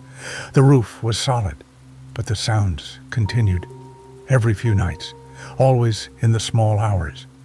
A pattern of movement across the ceiling from one end of the house to the other, sometimes stopping directly above Daniel's room. It's probably just the house settling, Jessica said when I mentioned it. Old houses make noise. The house is only 37 years old. That's old for a house, Rob. I wanted to believe her, wanted to believe in squirrels and settling foundations and rational explanations. But something about those footsteps felt wrong, too deliberate, too rhythmic, too much like someone walking. Daniel had been having trouble sleeping. He'd wake up crying 3 or 4 times a night, which the pediatrician said might be sleep apnea. She recommended we monitor him, maybe get a camera to track his breathing patterns. I ordered one that same day, a wireless camera with night vision and motion detection, set it up on his dresser, angled toward the crib. This feels like we're spying on our own kid, Jessica said. We're protecting him, making sure he's breathing okay. I know, it just feels weird. The camera recorded everything to an app on my phone. I could check in on Daniel anytime, watch him sleep, make sure he was safe. For the first few nights, nothing unusual showed up. Just our son, sleeping peacefully, occasionally shifting position, normal baby movements. On the 4th night, I forgot to check the footage until the next morning. I was having coffee in the kitchen, scrolling through my phone, when I opened the app to review the previous night's recording. I almost dropped the phone. At 2:47 a.m., the hallway door to Daniel's room opened slowly. But Jessica and I hadn't gone in there. We were both asleep in our bedroom at the opposite end of the house. I tapped to full screen, my hands starting to shake, watched as a figure entered the frame. Thin, impossibly thin, wearing what looked like filthy clothes that might have once been gray, but were now the color of dirt and darkness. The figure moved with careful precision, each step measured and silent. He stopped beside Daniel's crib. The night vision camera gave everything a greenish glow, but I could see enough, could see the shape of a man, tall and gaunt, his hair long and matted. Could see his hands, skeletal fingers gripping the crib rail. Could see him standing there, perfectly still, staring down at my sleeping son. For 1 hour and 14 minutes, he didn't move, just stood there, watching Daniel breathe. I fast-forwarded through the footage, my heart hammering so hard I thought I might pass out. At 4:01 a.m., the figure reached down and gently, almost tenderly, adjusted Daniel's blanket. Then he turned and walked out of the room. But he didn't go toward our bedroom, didn't go toward the front door. The camera showed him walking into the hallway, and then something impossible happened. The attic access hatch, the one in the ceiling of the hallway that we'd never opened, that we'd assumed was just for storage, swung down. The figure reached up, grabbed the edges, and pulled himself up into the darkness. The hatch closed behind him. Someone was living in our attic. I don't remember screaming, but Jessica told me later that I was. She found me in the kitchen, phone clutched in my shaking hand, unable to form words. When I finally showed her the footage, she went pale and immediately grabbed Daniel from his crib. We called 911 from the neighbor's house, told the dispatcher everything, heard the skepticism in her voice until I sent her the video. Then her tone changed completely. Get out of the house immediately. Officers are on their way. 6 police cars arrived within 10 minutes. They surrounded the house like it was a hostage situation. In a way, I suppose it was. We'd been held hostage by our own ignorance, by the assumption that we were safe in our suburban home, with our locked doors and security system. We never actually armed. 3 officers went inside with guns drawn. The rest of us waited in the street, Jessica holding Daniel, me trying not to vomit. 20 minutes later, they brought him out in handcuffs. He was worse than the camera had shown. Skeletal, thin, skin gray, and stretched tight over bones, hair down to his shoulders, beard matted and filthy, clothes that might have once been a shirt and pants, but were now just rags, held together by dirt and desperation. He didn't fight, didn't speak, just walked with his head down, like he'd expected this all along. Detective Sarah Brennan interviewed us for 3 hours that day. She'd been with Chattanooga PD for 15 years and said this was the worst case she'd ever seen. His name is Martin Crosby, 42 years old, been homeless for 6 years after losing his job and family. No criminal record, no history of violence. Just a man who fell through the cracks and learned to survive. How long? I asked. How long was he in our attic? She looked at her notes, and I saw her hand trembling slightly. Based on what we found up there, at least 6 months, possibly longer. 6 months. We'd lived in the house for barely 2 months. He'd been there before we moved in, watching the previous owners, learning the house's rhythms. When they moved out and we moved in, he just stayed, watched us unpack, watched us settle in, watched us live our lives directly beneath him. The detective showed us photographs from the attic. He'd made a nest up there, blankets and pillows he'd taken from our storage boxes, empty food containers, dozens of them, all from our pantry. He'd been coming down while we were at work, eating our food, using our bathroom, and then disappearing back into the ceiling before we returned. He knew your schedule better than you did, Brennan said. Knew when you left for work, when you came home, When you went to bed, he'd been tracking you, learning your patterns. He never took enough food for you to notice. Never made noise during the day. He was methodical, careful, almost professional about it. What about Daniel? Jessica's voice was barely a whisper. Did he ever touch him before that night? The detective's expression told me she'd been dreading that question. The night vision camera was new, so we only have footage from the last 4 nights. But based on the wear pattern on the hallway carpet and the fingerprints we found on the crib, we believe he'd been visiting your son regularly, multiple times per week, possibly since you moved in. Jessica started crying. I wanted to cry too, but something had gone numb inside me. The violation was too immense to process. Every night we'd slept peacefully, someone had been walking around our house, standing over our son's crib, watching him breathe, touching his blankets. Why? I finally asked. Why Daniel? What did he want? We asked him that. He wouldn't say much, but he did tell us your son reminded him of his own child, a daughter he lost custody of years ago during the divorce.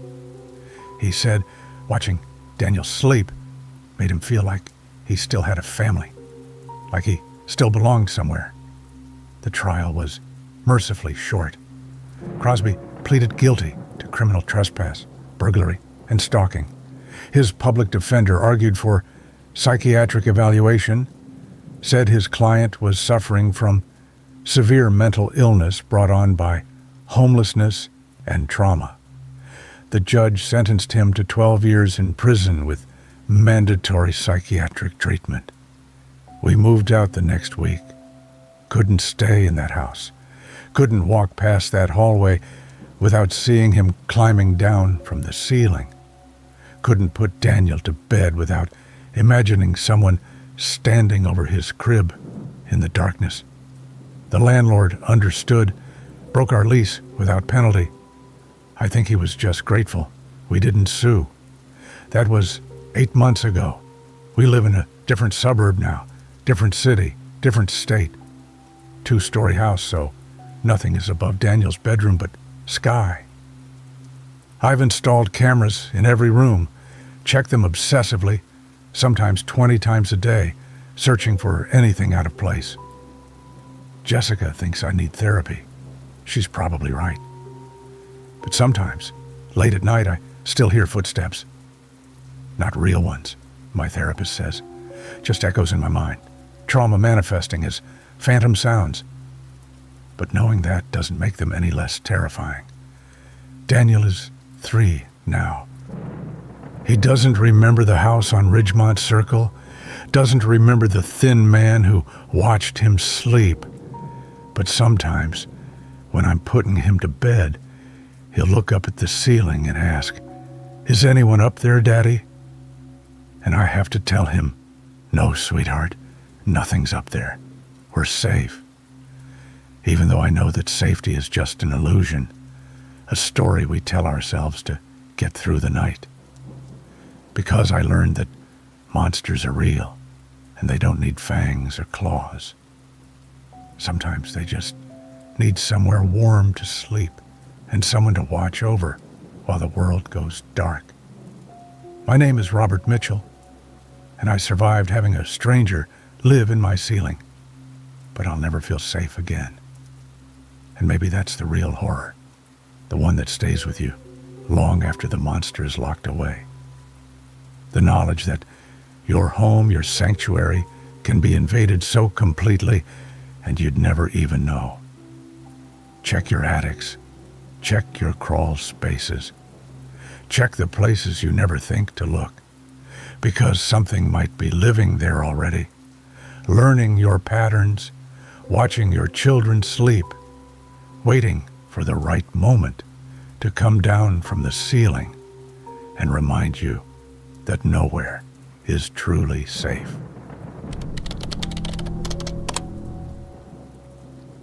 The following text was recovered from a smartphone. Found at 1847 Blackberry Hollow Road, Mingo County, West Virginia, on December 2nd, 2025. The device belonged to Marcus Chen, age 29, who rented the property through HomeAway with his girlfriend, Sarah Downing, age 27. Both were reported missing by Sarah's mother on November 30th after failing to check out or respond to messages. Their vehicle remained parked at the property. We found the place on HomeAway. Sarah had been scrolling through listings for hours, looking for somewhere remote, somewhere we could disconnect for a long weekend. The cabin at Blackberry Hollow Road looked perfect, rustic, affordable, and the host, someone named Jay Holloway, had 5-star reviews. The drive from Charleston took 3 hours, the last 40 minutes on increasingly narrow roads that wound through the West Virginia mountains. By the time we arrived, dusk had settled over the hollow, and the cabin looked like something from a postcard. Single-story wood siding weathered to gray, surrounded by dense forest. No neighbors in sight. Exactly what we wanted. Jay Holloway wasn't there to greet us. The lockbox contained the key and a handwritten note. Welcome. Make yourselves at home. Please sign the Guestbook before you leave. The note was unsigned, but the handwriting was neat, almost elegant. Inside, the cabin was clean but sparse. 1 bedroom, a small kitchen, a living area with a stone fireplace.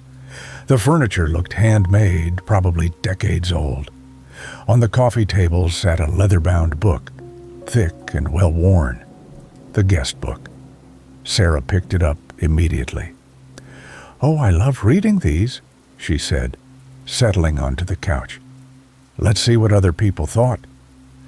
I started unpacking while she flipped through pages. The book was nearly full, entries dating back years.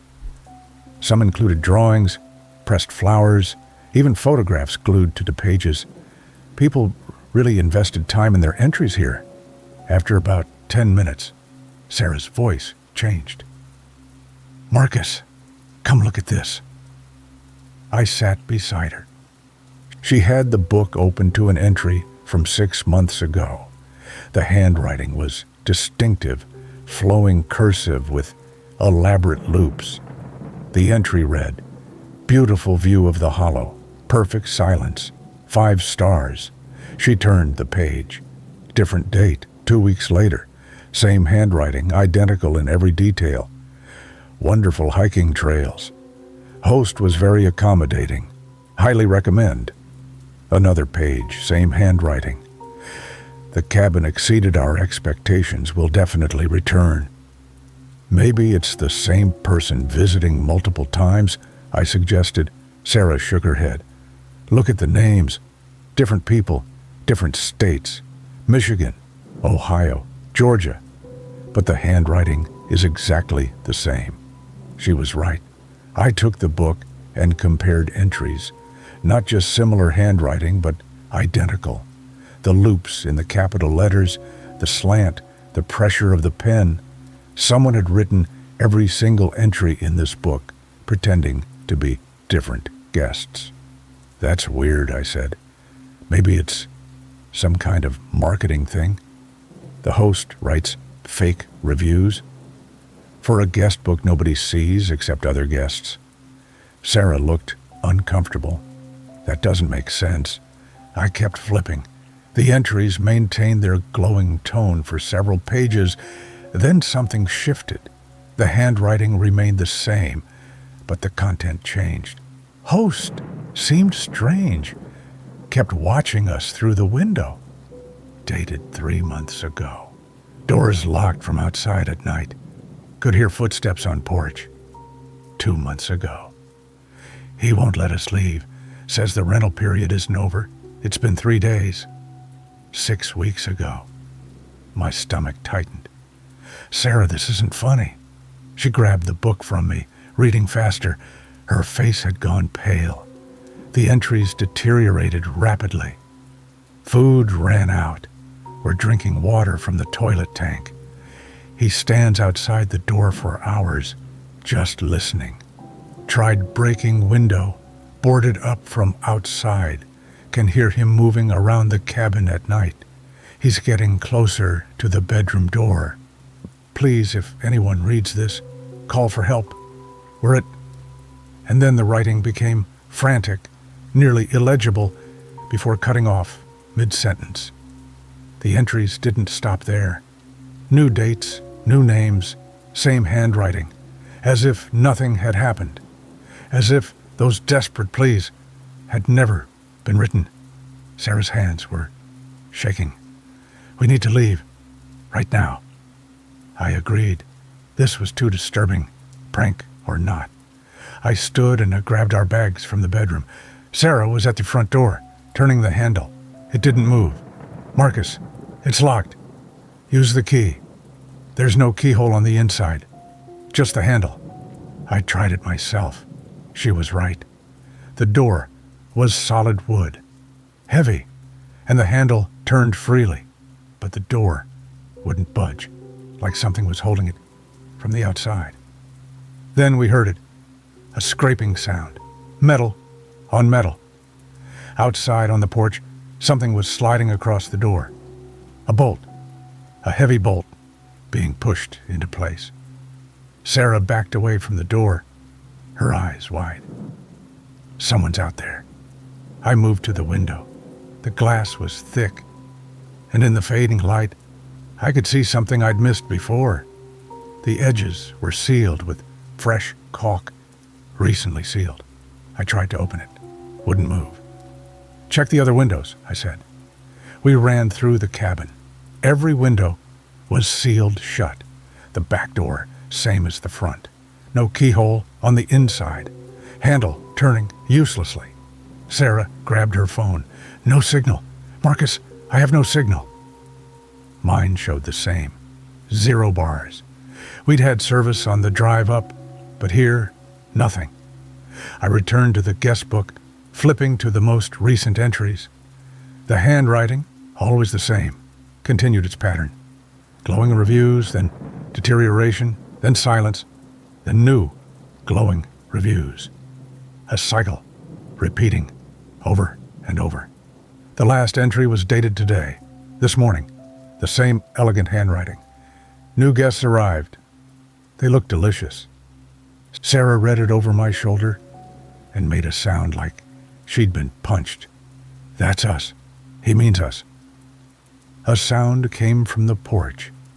Footsteps, slow, deliberate, walking the perimeter of the cabin. They stopped at each window, paused, then continued. When they reached the front door, they stopped completely. We stood frozen in the living room, staring at the door. I could see a shadow beneath it, blocking the fading light. Someone was standing right there, inches away on the other side. Then a voice, muffled but clear. Welcome to Blackberry Hollow. I hope you'll enjoy your stay. It was calm, polite, completely at odds with the terror freezing my blood. Sarah grabbed my arm. What do?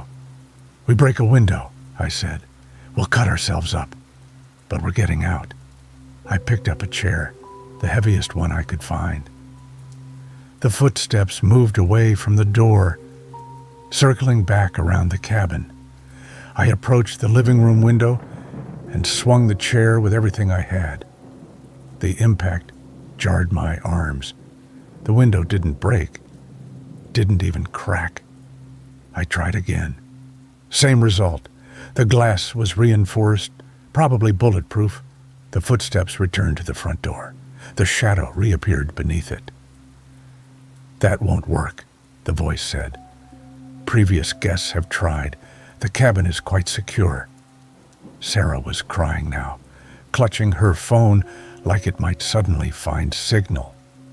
I looked around desperately for another option. The fireplace, the chimney. I ran to it, looked up, blocked, a metal grate welded across the flue, too thick to break. The voice continued, patient and conversational. The rental period is 7 days. I provide food through the slot 3 times daily. Water comes from the tap, though I recommend rationing. Previous guests became quite wasteful. A small rectangular slot in the front door, something I hadn't noticed before, slid open with a metallic click. A tray pushed through, then the slot closed. On the tray, 2 sandwiches and 2 bottles of water. Dinner is served, the voice said. Please enjoy. And don't forget to sign the guest book when you leave. I do appreciate detailed reviews. The footsteps moved away, fading into the distance. Sarah collapsed onto the couch, sobbing. I stood there, the chair still in my hands, my mind racing through options. The guest book lay open on the coffee table, that same elegant handwriting. All those guests, all those desperate entries. And then the cycle starting over, as if nothing had happened. I understood now. We would write our entries too. Panicked, desperate, pleading. And then someone else would arrive, read them, and the cycle would continue. Unless we found another way. I picked up the guest book, flipping to the blank pages at the back. I found a pen on the side table. Sarah watched me through her tears. What are you doing? Leaving a message, I said. A real one. I began to write, my handwriting shaky but determined. This entry would be different. This entry would tell the truth, all of it, while we still could. While we still had time before we became just another chapter in this book. Outside, I could hear the footsteps returning, patient, methodical, coming back to listen. The text ends here. The phone's battery died shortly after this final entry was typed.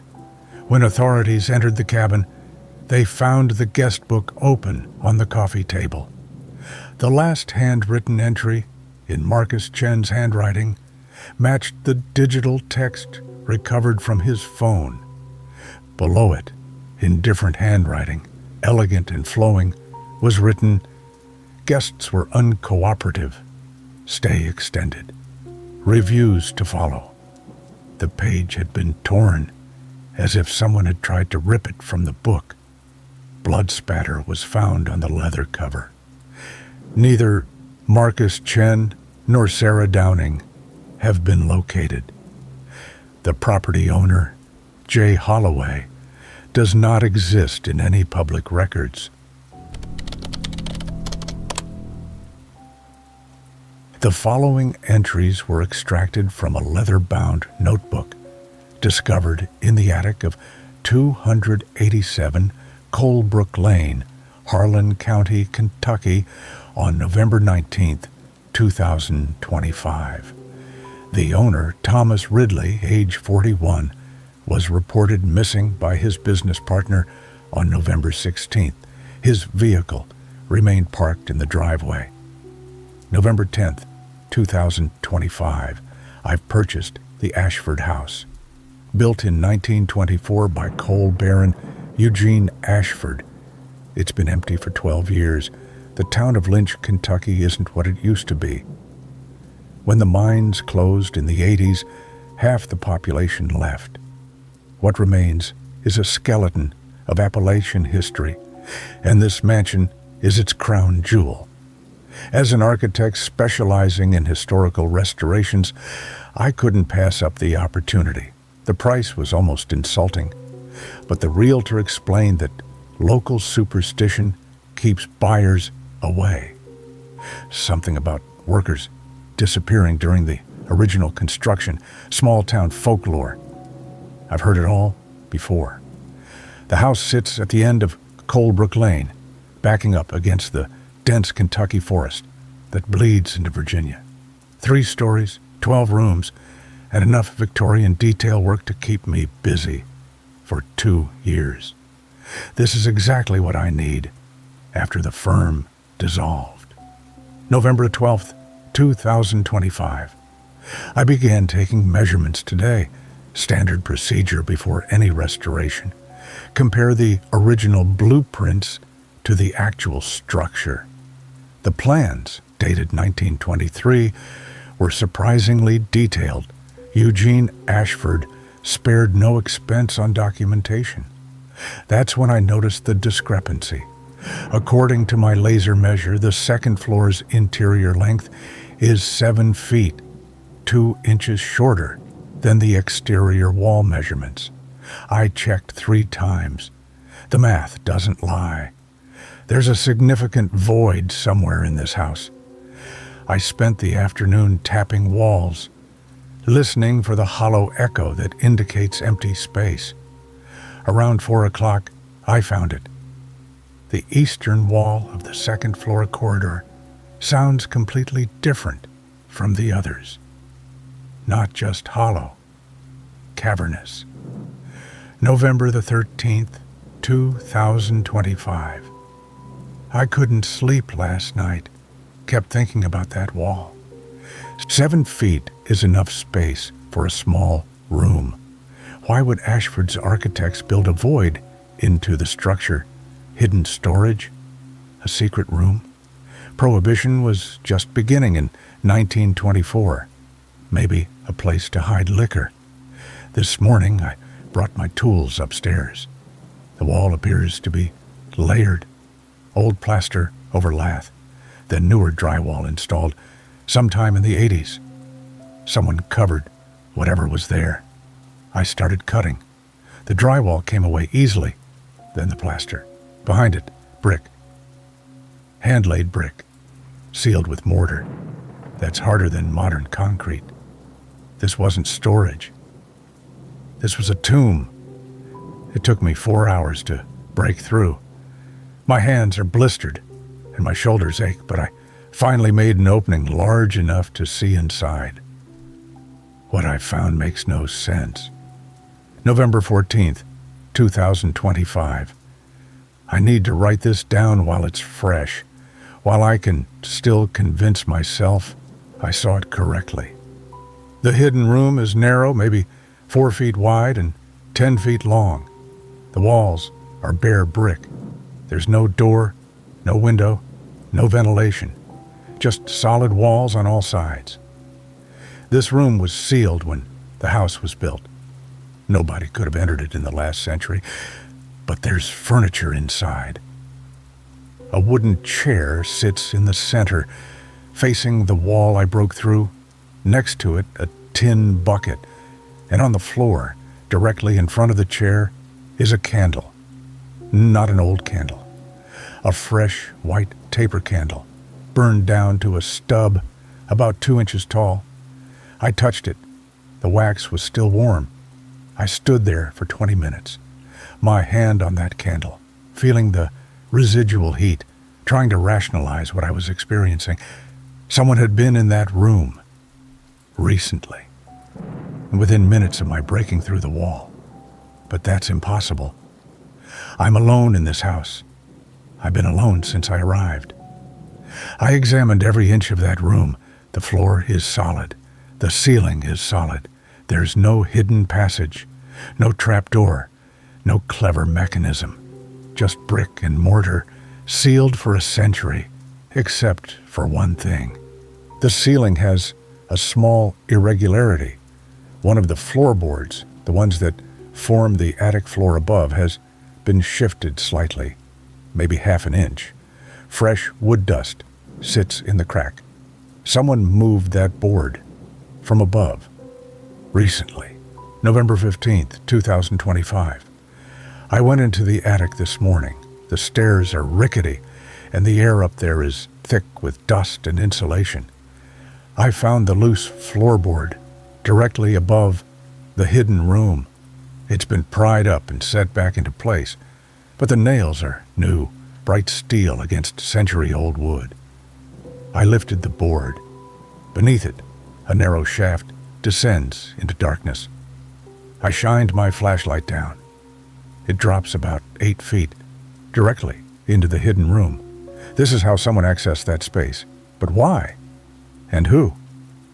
The attic is full of old junk. Furniture covered in sheets, boxes of books and papers, all of it coated in decades of undisturbed dust. Except for one area. Near the shaft, there's a clear spot. No dust. Someone has been here recently. Very recently. I found boot prints in the dust. Size 11, maybe 12. They lead from the attic stairs to the shaft, then back again. Fresh prints, made within the last few days. I live alone. The nearest neighbor's 3 miles away. Nobody has permission to be in this house except me. November 15th, 11:34 p.m. I heard something tonight. Footsteps above me. Slow, deliberate footsteps crossing the attic floor. I was in the second floor corridor, standing near the hole I'd made in the wall when they started, back and forth, pacing. I called out. No answer. Just those steady footsteps, walking the same path over and over, from the stairs to the shaft, back to the stairs, again and again. I grabbed a flashlight and my hammer, the only weapon I have. I climbed the attic stairs as quietly as I could. The footsteps stopped the moment my head cleared the stairwell. The attic was empty, but the loose floorboard was pulled aside. The shaft was open, and sitting on the edge, positioned so carefully it could only have been placed there intentionally, was a fresh candle, lit, burning. I approached slowly. The candle flame didn't flicker, even though the attic is full of drafts. I looked down into the shaft. In the hidden room below, I could see the chair. It was turned around now, facing the shaft instead of the wall. Someone had moved it. While I was downstairs, while I was alone, I'm writing this in my truck. I drove to the hardware store in town and bought a deadbolt for the attic door. I'm not staying in this house tonight.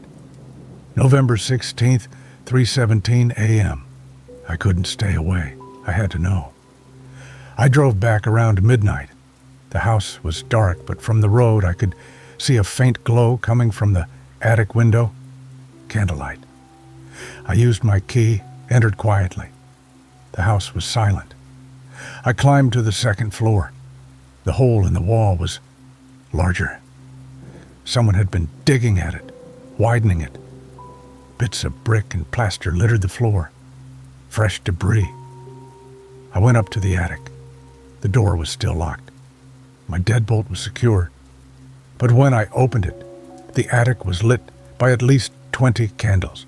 They were everywhere.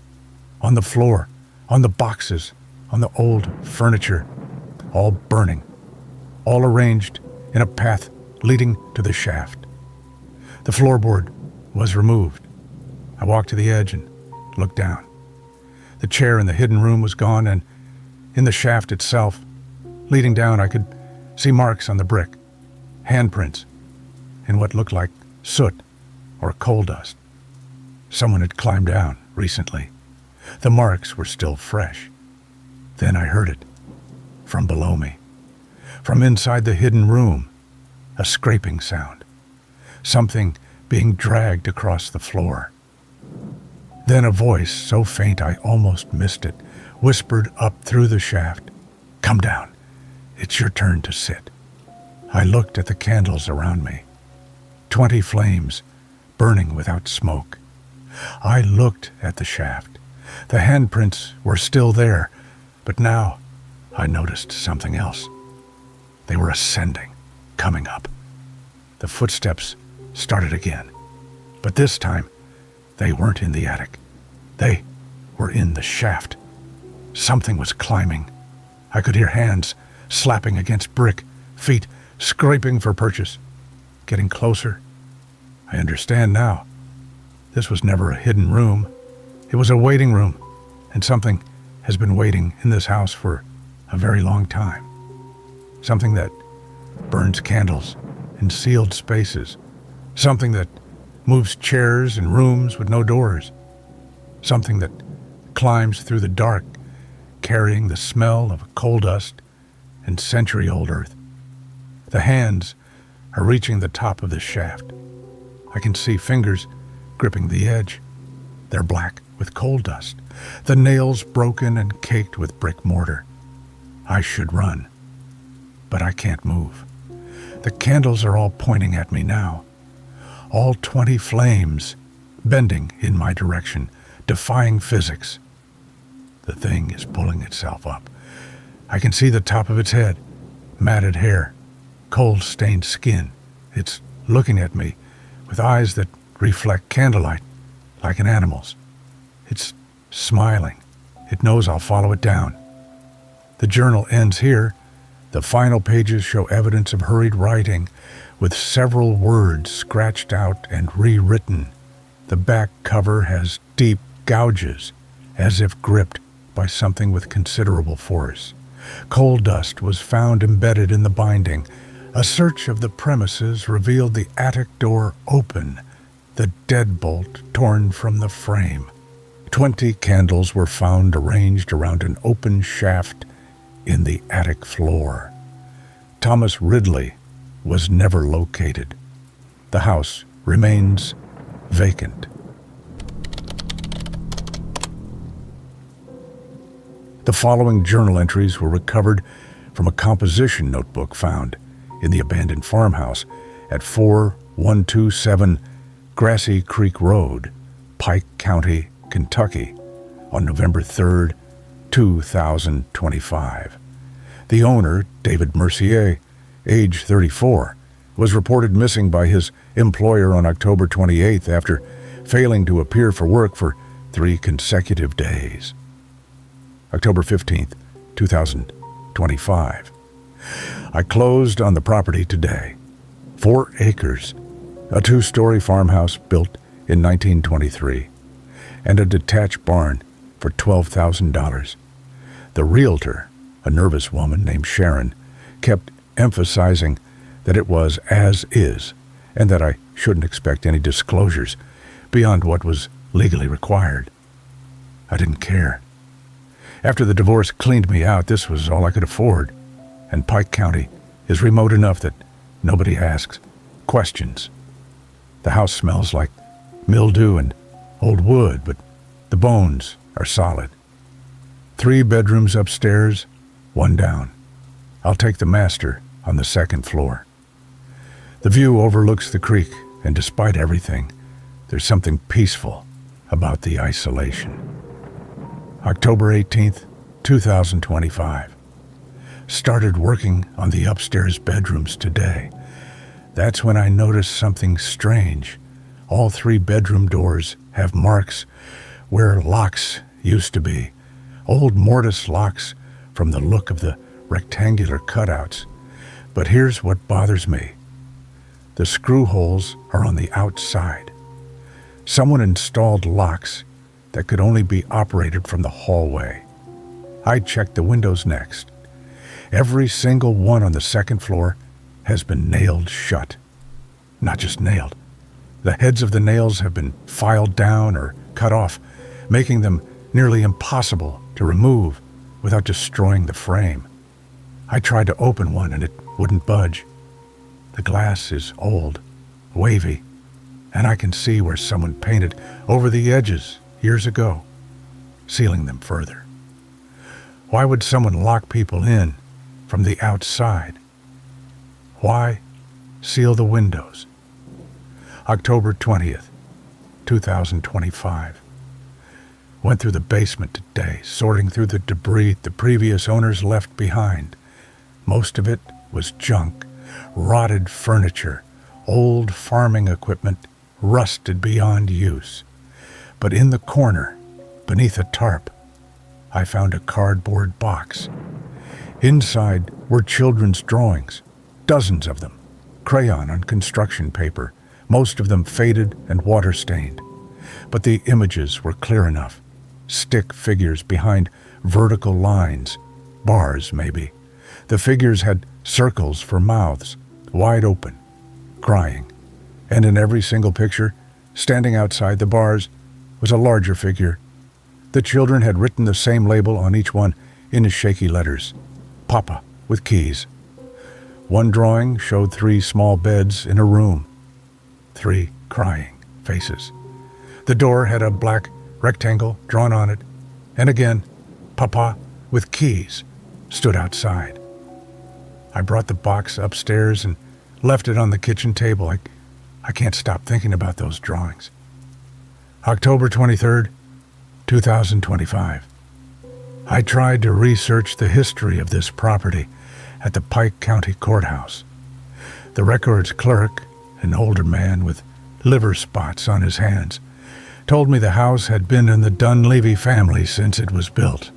The last owner, Martin Dunleavy, died in 2018. After that, it went to the county for unpaid taxes. When I mentioned the address, his expression changed. He asked why I wanted to know. I told him I just bought the place. He looked at me for a long moment, then said, "Some houses ought to stay empty." I pressed him, but he wouldn't say more. Just handed me a copy of the deed and told me to have a good day. His hands were shaking. October 24th, 2025. I'm staying in the downstairs bedroom tonight. I started stripping wallpaper from the master bedroom upstairs this afternoon, and as the sun began to set, I felt an overwhelming urge to leave that floor. It wasn't rational. It was visceral, like my body knew something my mind didn't. The upstairs hallway is darker than it should be. Even with every light on, shadows pool in the corners near those 3 bedroom doors. And the silence up there is wrong, not peaceful, expectant. I'm probably just tired. The isolation is getting to me. But I'll sleep down here tonight, just to be safe. October 26th, 2025. Last night I heard footsteps, heavy, deliberate footsteps on the 2nd floor, back and forth across the hallway. I lay in bed frozen, listening. The footsteps would stop at each bedroom door, pause, then move to the next. This went on for hours. Around 3 in the morning, I heard something else, a rattling sound, metal on metal, like someone trying keys in a lock. But there are no locks on those doors anymore. I removed them myself. The sound came from directly above me, from the master bedroom, my bedroom, the room I'd planned to sleep in. Then I heard something that made my blood ice over, a child's voice, thin and distant, calling out, "Papa, Papa, please let us out." I didn't sleep after that. When dawn came, I searched every inch of the 2nd floor. Nothing. No one. Just those 3 empty bedrooms with their sealed windows and missing locks. October 27th, 2025. I need to leave. I know I need to leave. But where would I go? This house is everything I have left. I spent every dollar on it. I can't just abandon it. I tried calling Sharon, the realtor. Her phone is disconnected. I looked up the real estate office. It doesn't exist. The address she gave me on her card is a vacant lot in Pikeville. I went into town this afternoon and stopped at the diner on Route 119. When I mentioned Grassy Creek Road, the waitress, a woman in her 50s, went pale. She asked if I was staying at the old Dunleavy place. When I nodded, she set down my coffee so hard it sloshed over the rim. Martin Dunleavy had 3 children, she said quietly. They disappeared in 1987. He claimed they ran away, but nobody believed him. They were 8, 10, and 12. The police searched that house top to bottom, but never found anything. Martin lived there alone for 30 more years, and folks said on quiet nights, you could hear children crying. She wouldn't say anything else, just gave me my check and walked away. October 27th, 11:47 p.m.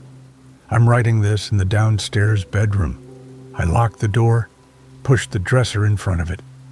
The footsteps started an hour ago. They're directly above me again, pacing the hallway, back and forth, back and forth. I can hear the rattling now, keys jingling, getting closer. The footsteps are descending the stairs. They've stopped outside my door. I can see the shadow beneath it, blocking the light from the hallway. The doorknob is turning, slowly, testing the lock. A voice, low and patient, speaks through the wood. Time to come upstairs, son. The rooms are ready. I have the keys. The dresser is sliding across the floor. I'm not moving it. It's just sliding inch by inch, scraping against the hardwood. The lock is clicking, tumblers falling into place, even though this door doesn't have that kind of lock. I understand now. The house doesn't want to be empty. It needs someone in those rooms, behind those locks, behind those sealed windows. And I came here willingly.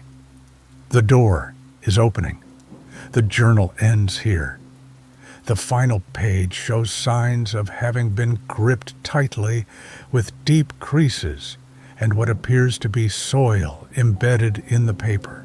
The subsequent pages have been torn out. A search of the premises revealed freshly installed mortise locks on all 3 second-floor bedroom doors, purchased from a hardware store in Pikeville on October 27th. The locks were installed from the outside. David Mercier has not been found. The investigation remains open. My name is Michael Brennan, and I've been living at 447 Colmont Street in Thurmond, West Virginia, for 3 months now. I'm writing this down because I need people to understand what happened here, and more importantly, what's still happening. The police won't believe me. My landlord thinks I'm crazy, but I know what I saw. I know what's living in the wall between my apartment and the empty one next door. Thurmond used to be a thriving coal town, back when the C&O Railway ran through here, and the mines were producing. Now it's barely a ghost town, fewer than 5 residents by the last census. Most of the buildings abandoned or falling apart. I came here for work, a 6-month contract, doing environmental surveys for a reclamation company. The pay was good, and housing options were limited, so when I found the duplex listing for $400 a month, I jumped on it. The building sits on Colmont Street, one of the few structures still maintained in town. It's a wood-frame duplex built in the 1940s for mine workers, painted pale yellow with white trim. My unit is on the left, the other unit on the right. According to my landlord, a man named Vernon Hodge, who lives in Beckley and manages several properties in the area, the right side has been vacant for years. Needs too much work, he told me when I signed the lease. Roof leaks, floors are rotted in places. I'll get to it eventually, but for now, you'll have the whole building to yourself. Nice and quiet. Nice and quiet. That's what he said. The first 2 weeks were fine. I'd come home from work, make dinner, watch shows on my laptop, sleep. The apartment was small, but functional. Living room, kitchen, 1 bedroom, bathroom. The shared wall between my unit and the vacant one ran through my bedroom and living room. Standard drywall. Nothing unusual about it. I could hear the building settle at night, the way old houses do, but nothing concerning. Then I started hearing the footsteps. It was a Thursday night, around 11 p.m. I was lying in bed reading when I heard it, a creak from the other side of the wall. Then another. slow, deliberate footsteps moving across the floor. I put down my book and listened. The footsteps continued, walking from one end of the unit to the other, then stopped. Old buildings make noise. I know that. But these didn't sound like settling. They sounded like someone walking around next door. The next night, the same thing. Footsteps around 11, walking back and forth, then silence. On Saturday, I heard something new, the distinct sound of water running through pipes. Not in my unit, in the vacant one. Like someone was using the sink or shower. On Monday, I called Vernon. "You sure the other unit's empty?" I asked. "Because I keep hearing noises through the wall." "Positive, haven't had a tenant there in 4 years. Probably just pipes settling, or maybe animals got in through the roof. I'll come by next week and check it out if you're worried." But he didn't come the next week, or the week after. I called twice more, and he kept promising to stop by, but something always came up. Meanwhile, the sounds continued. Footsteps every night, water running. Once, unmistakably, the sound of a toilet flushing. On October 15th, I'd had enough. I drove to Beckley and showed up at Vernon's office, unannounced. "I need you to open the other unit," I told him. "Right now. Something's going on over there, and I want to see it myself." He wasn't happy about it, but he agreed. We drove back to Thurmond together, and he unlocked the front door to the vacant unit. I followed him inside. The place was empty. Completely empty. No furniture, no fixtures beyond the basic built-ins. The windows were covered with dust so thick you could barely see through them. The floor was coated in dust too, undisturbed, showing no footprints or signs anyone had been there recently. Vernon walked through each room: living room, kitchen, bedroom, bathroom, showing me everything. "See? Nobody here. Water's been shut off for years. That's why the toilet doesn't work." He demonstrated by trying to flush it. Nothing happened. "You're hearing sounds from outside or from your own pipes. These old buildings, sounds travel funny." I wanted to believe him.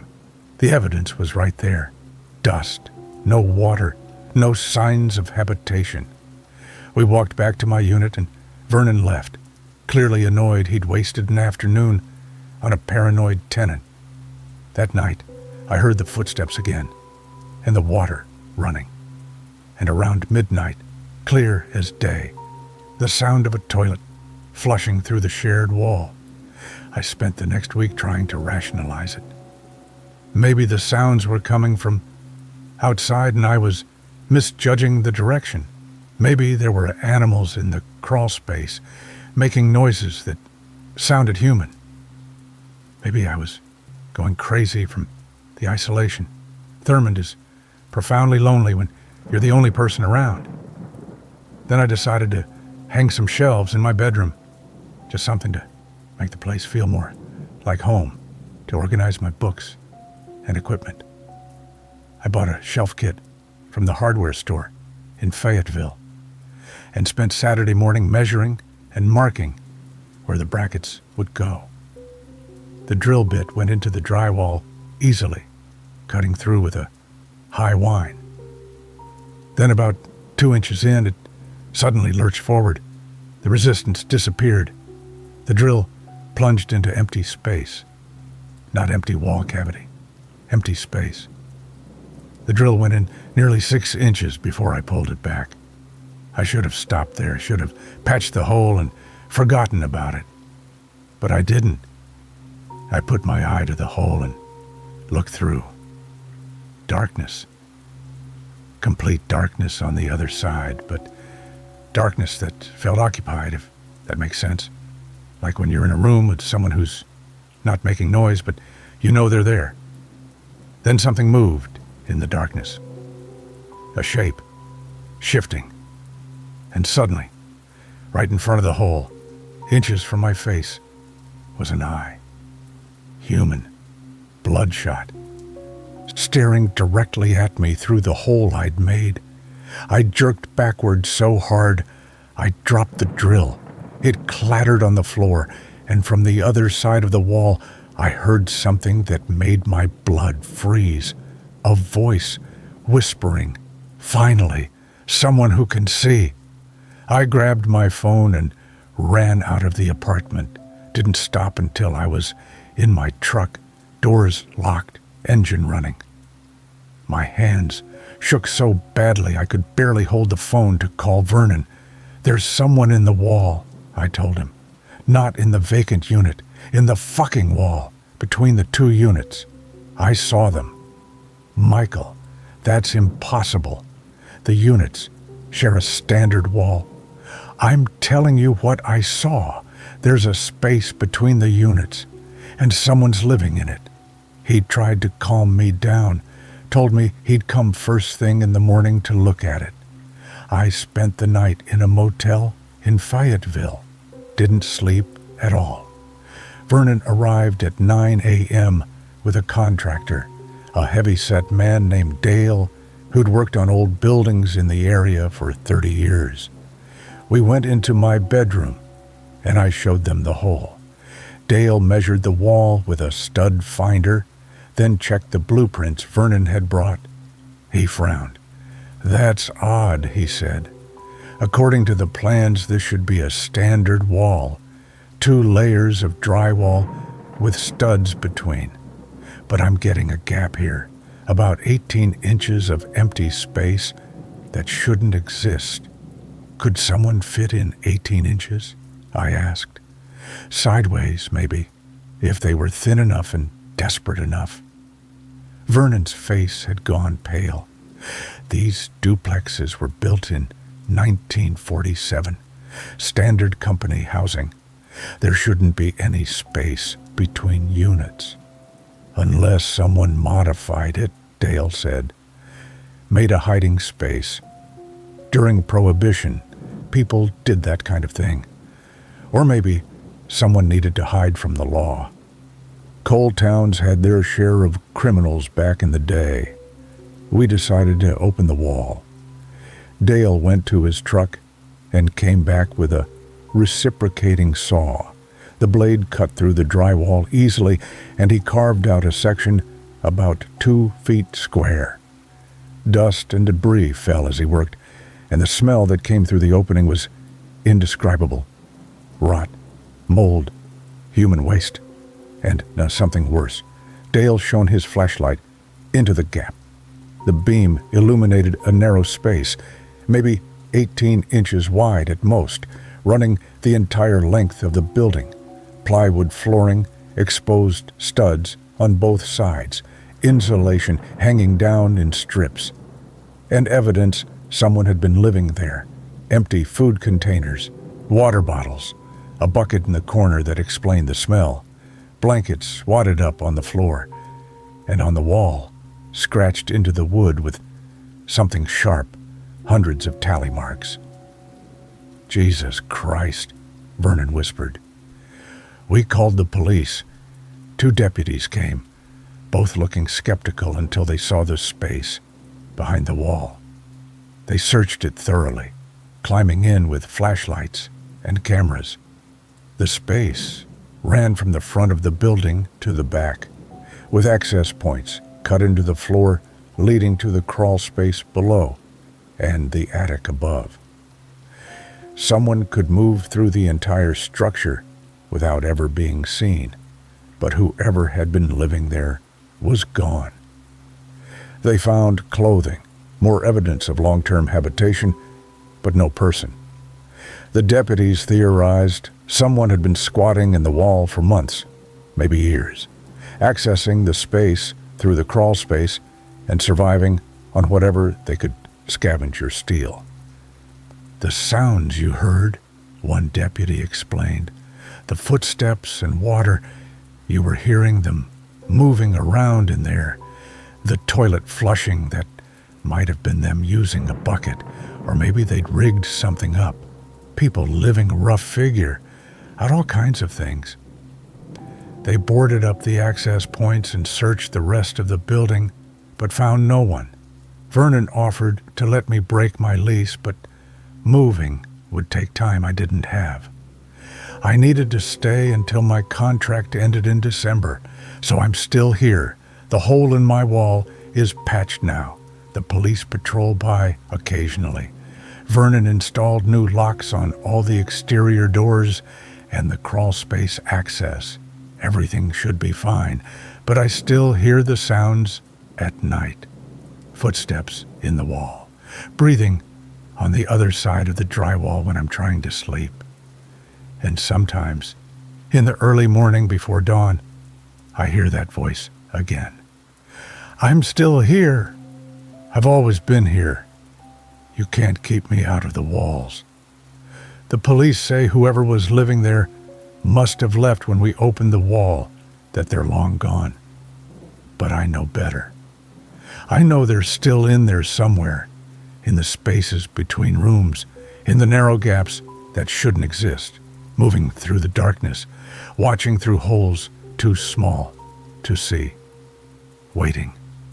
I'm counting down the days until December, until my contract ends, and I can leave Thurmond and this duplex and whatever lives in its walls. 53 days left. I've marked them on my calendar the same way someone marked days on the wall inside that narrow space, counting down to freedom.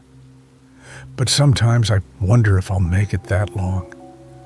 Sometimes I wake up and find new holes drilled through my walls, small ones, finger width, that definitely weren't there when I went to sleep.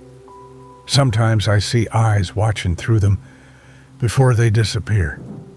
Vernon says I should leave, break the lease, and go. But I need the money from this contract. And besides, where would I go?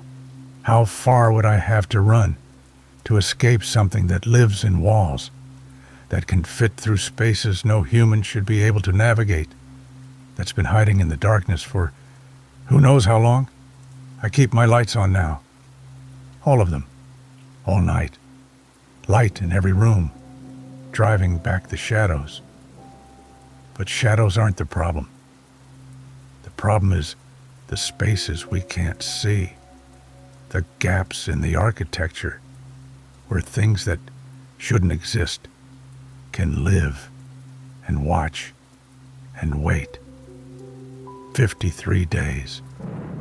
I just need to survive 53 more days. The storage unit. My name is Daniel Riggs, and I live at 1563 Crooked Creek Road in Logan County, West Virginia. I'm writing this because I need someone to know what's happening in my house behind that steel door in my basement. The police won't help. The lawyer says the contract is ironclad, and every night I hear that door opening while I pretend to be asleep. I bought the house in August for $65,000, which was absurdly cheap for a 3-bedroom ranch on 2 acres. The listing said as is with all contents, which I figured meant some old furniture and boxes in the attic. I was a divorced 37-year-old trying to start over, and cheap was exactly what I needed. The realtor, a woman named Sandra Kowalski, seemed nervous during the showing. She rushed through the upstairs rooms, barely let me look at the kitchen, and when we got to the basement stairs, she actually hesitated. "There's something you need to know about the basement," she said. "It's in the contract, but I want to explain it clearly so there's no confusion." The basement was unfinished, concrete floor, exposed joists, furnace in one corner, standard for houses in this area.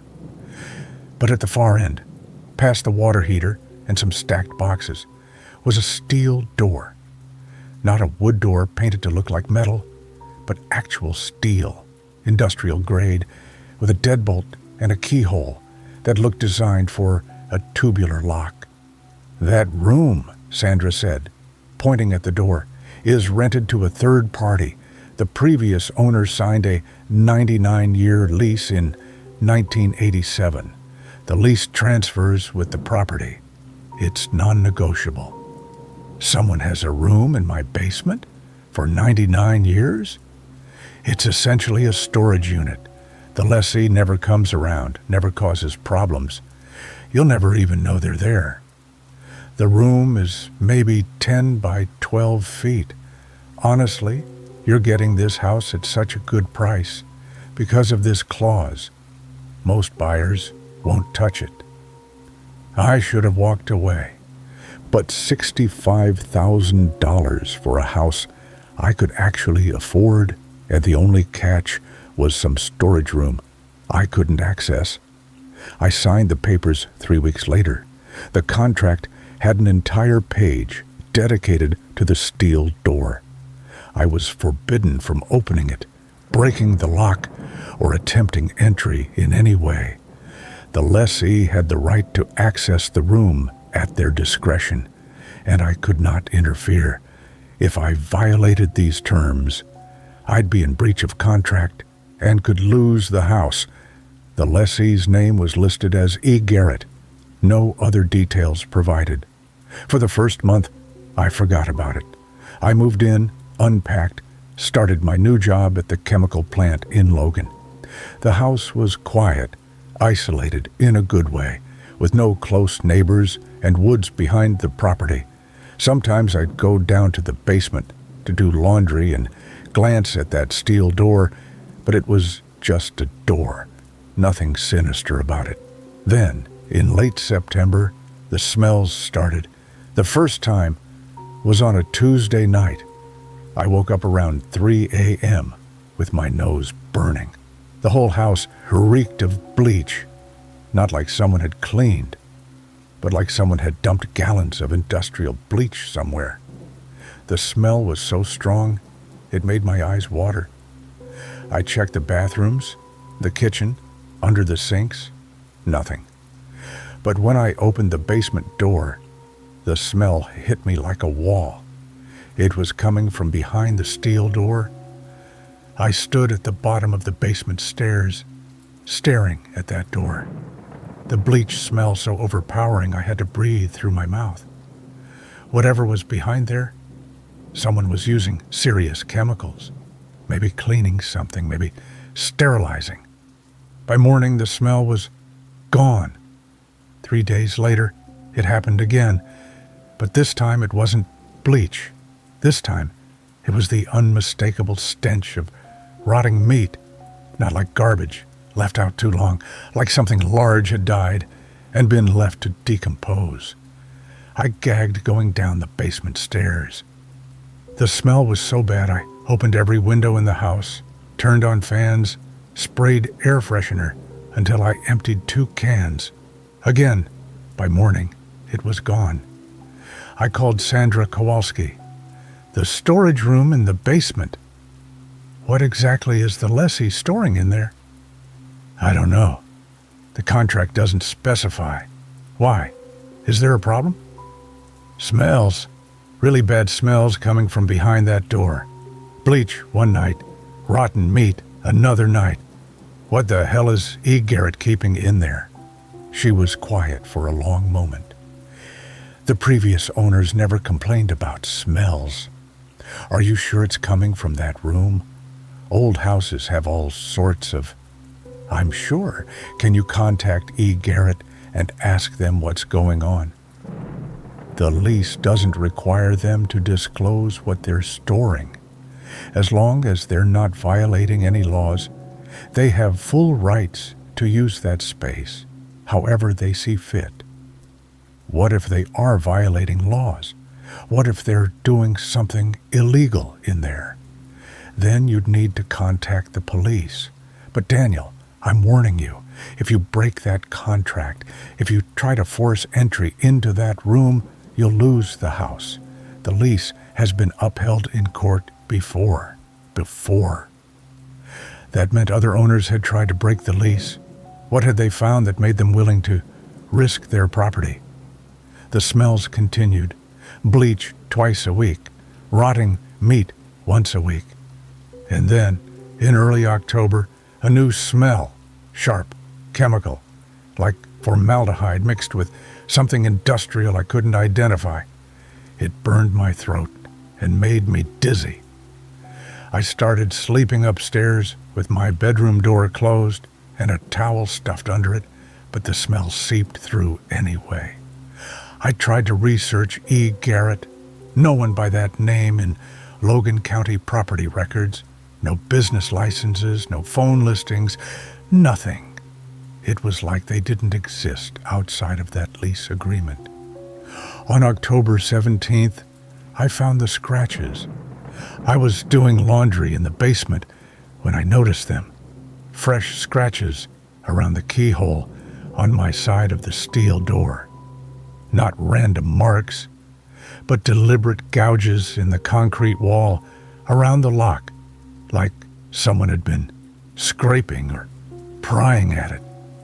And there were marks on the floor too, scuff marks that hadn't been there before, leading from the door to the basement stairs. Someone had been out of that room recently. My hand shook as I examined the scratches. The marks were made from my side of the door, not from inside the room. That meant whoever was in there had come out, had stood in my basement, had tried to, what? Break their own lock? No. They were checking the lock from this side, making sure they could open it, making sure it still worked. The lessee had a key. They could come and go whenever they wanted. I installed a camera that night, a wireless security camera pointed directly at the steel door, recording to cloud storage. If E. Garrett was coming into my house, I'd have proof. I'd show it to the police, prove something illegal was happening, force them to investigate. The camera recorded for 3 nights without incident. Then, on the 4th night, it stopped recording at 2:47 a.m. Just went dark. When I checked the footage the next morning, the last frame showed the steel door closed, the basement empty. Then nothing until 6:15 a.m. when recording resumed. Someone had disabled the camera, or the camera had malfunctioned at the exact time something happened. I bought 3 more cameras, positioned them at different angles, all recording to separate cloud accounts. I set motion sensors on the basement stairs. I bought a baseball bat and kept it next to my bed. That night, I didn't sleep. I lay in bed with my door locked, lights off, listening.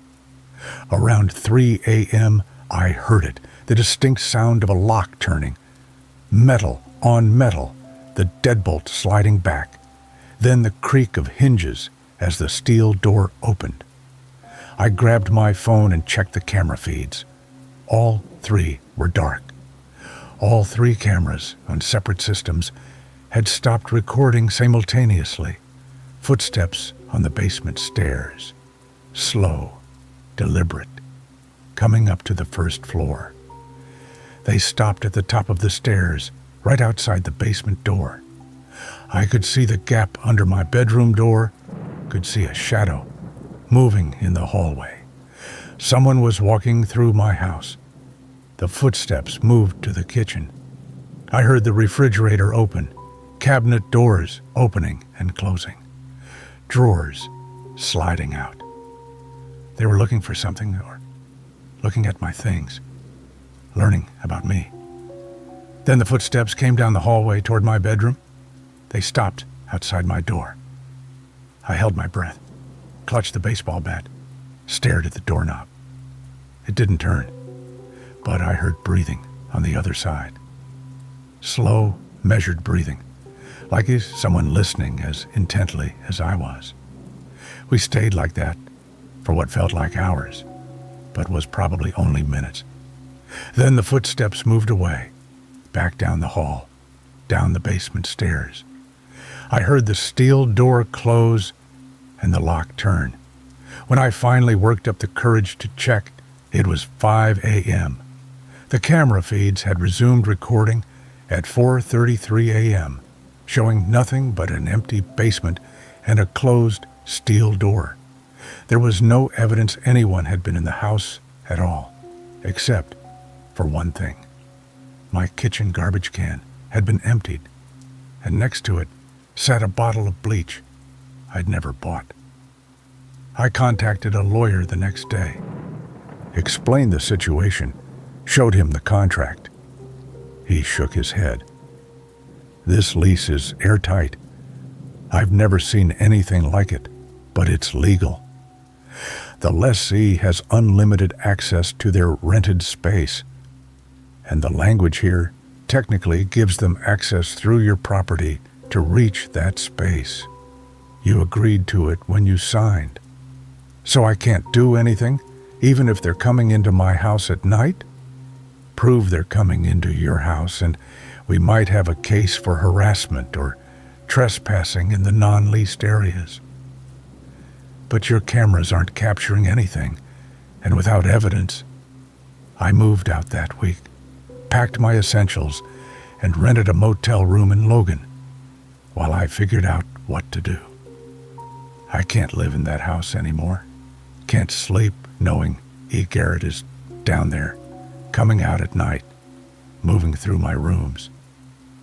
The house is still mine. I'm still paying the mortgage, but I haven't been back in 3 weeks. Last night I got a text from an unknown number. The house needs an occupant. The lease requires it. Please return, or we'll have to discuss breach of contract. I never gave E. Garrett my phone number. I never gave them anything. But they know how to reach me. They know where I am. And according to the lawyer, if I abandon the property for more than 60 days, I'm in violation of my own purchase agreement. I'll lose the house and everything I put into it. So tomorrow, I'm going back to 1563 Crooked Creek Road. I'm going back to that house with the steel door in the basement, where E. Garrett does things that smell like bleach and rotting meat and chemicals I can't identify, where they come out at night and walk through my rooms and watch me while I pretend to sleep. I don't know what's in that storage unit. I don't know what E. Garrett is doing in there, or why they need 99 years to do it. All I know is that I signed a contract, and now I'm bound to it the same way E. Garrett is bound to that room. We're both trapped in that house on Crooked Creek Road. The only difference is they chose to be there.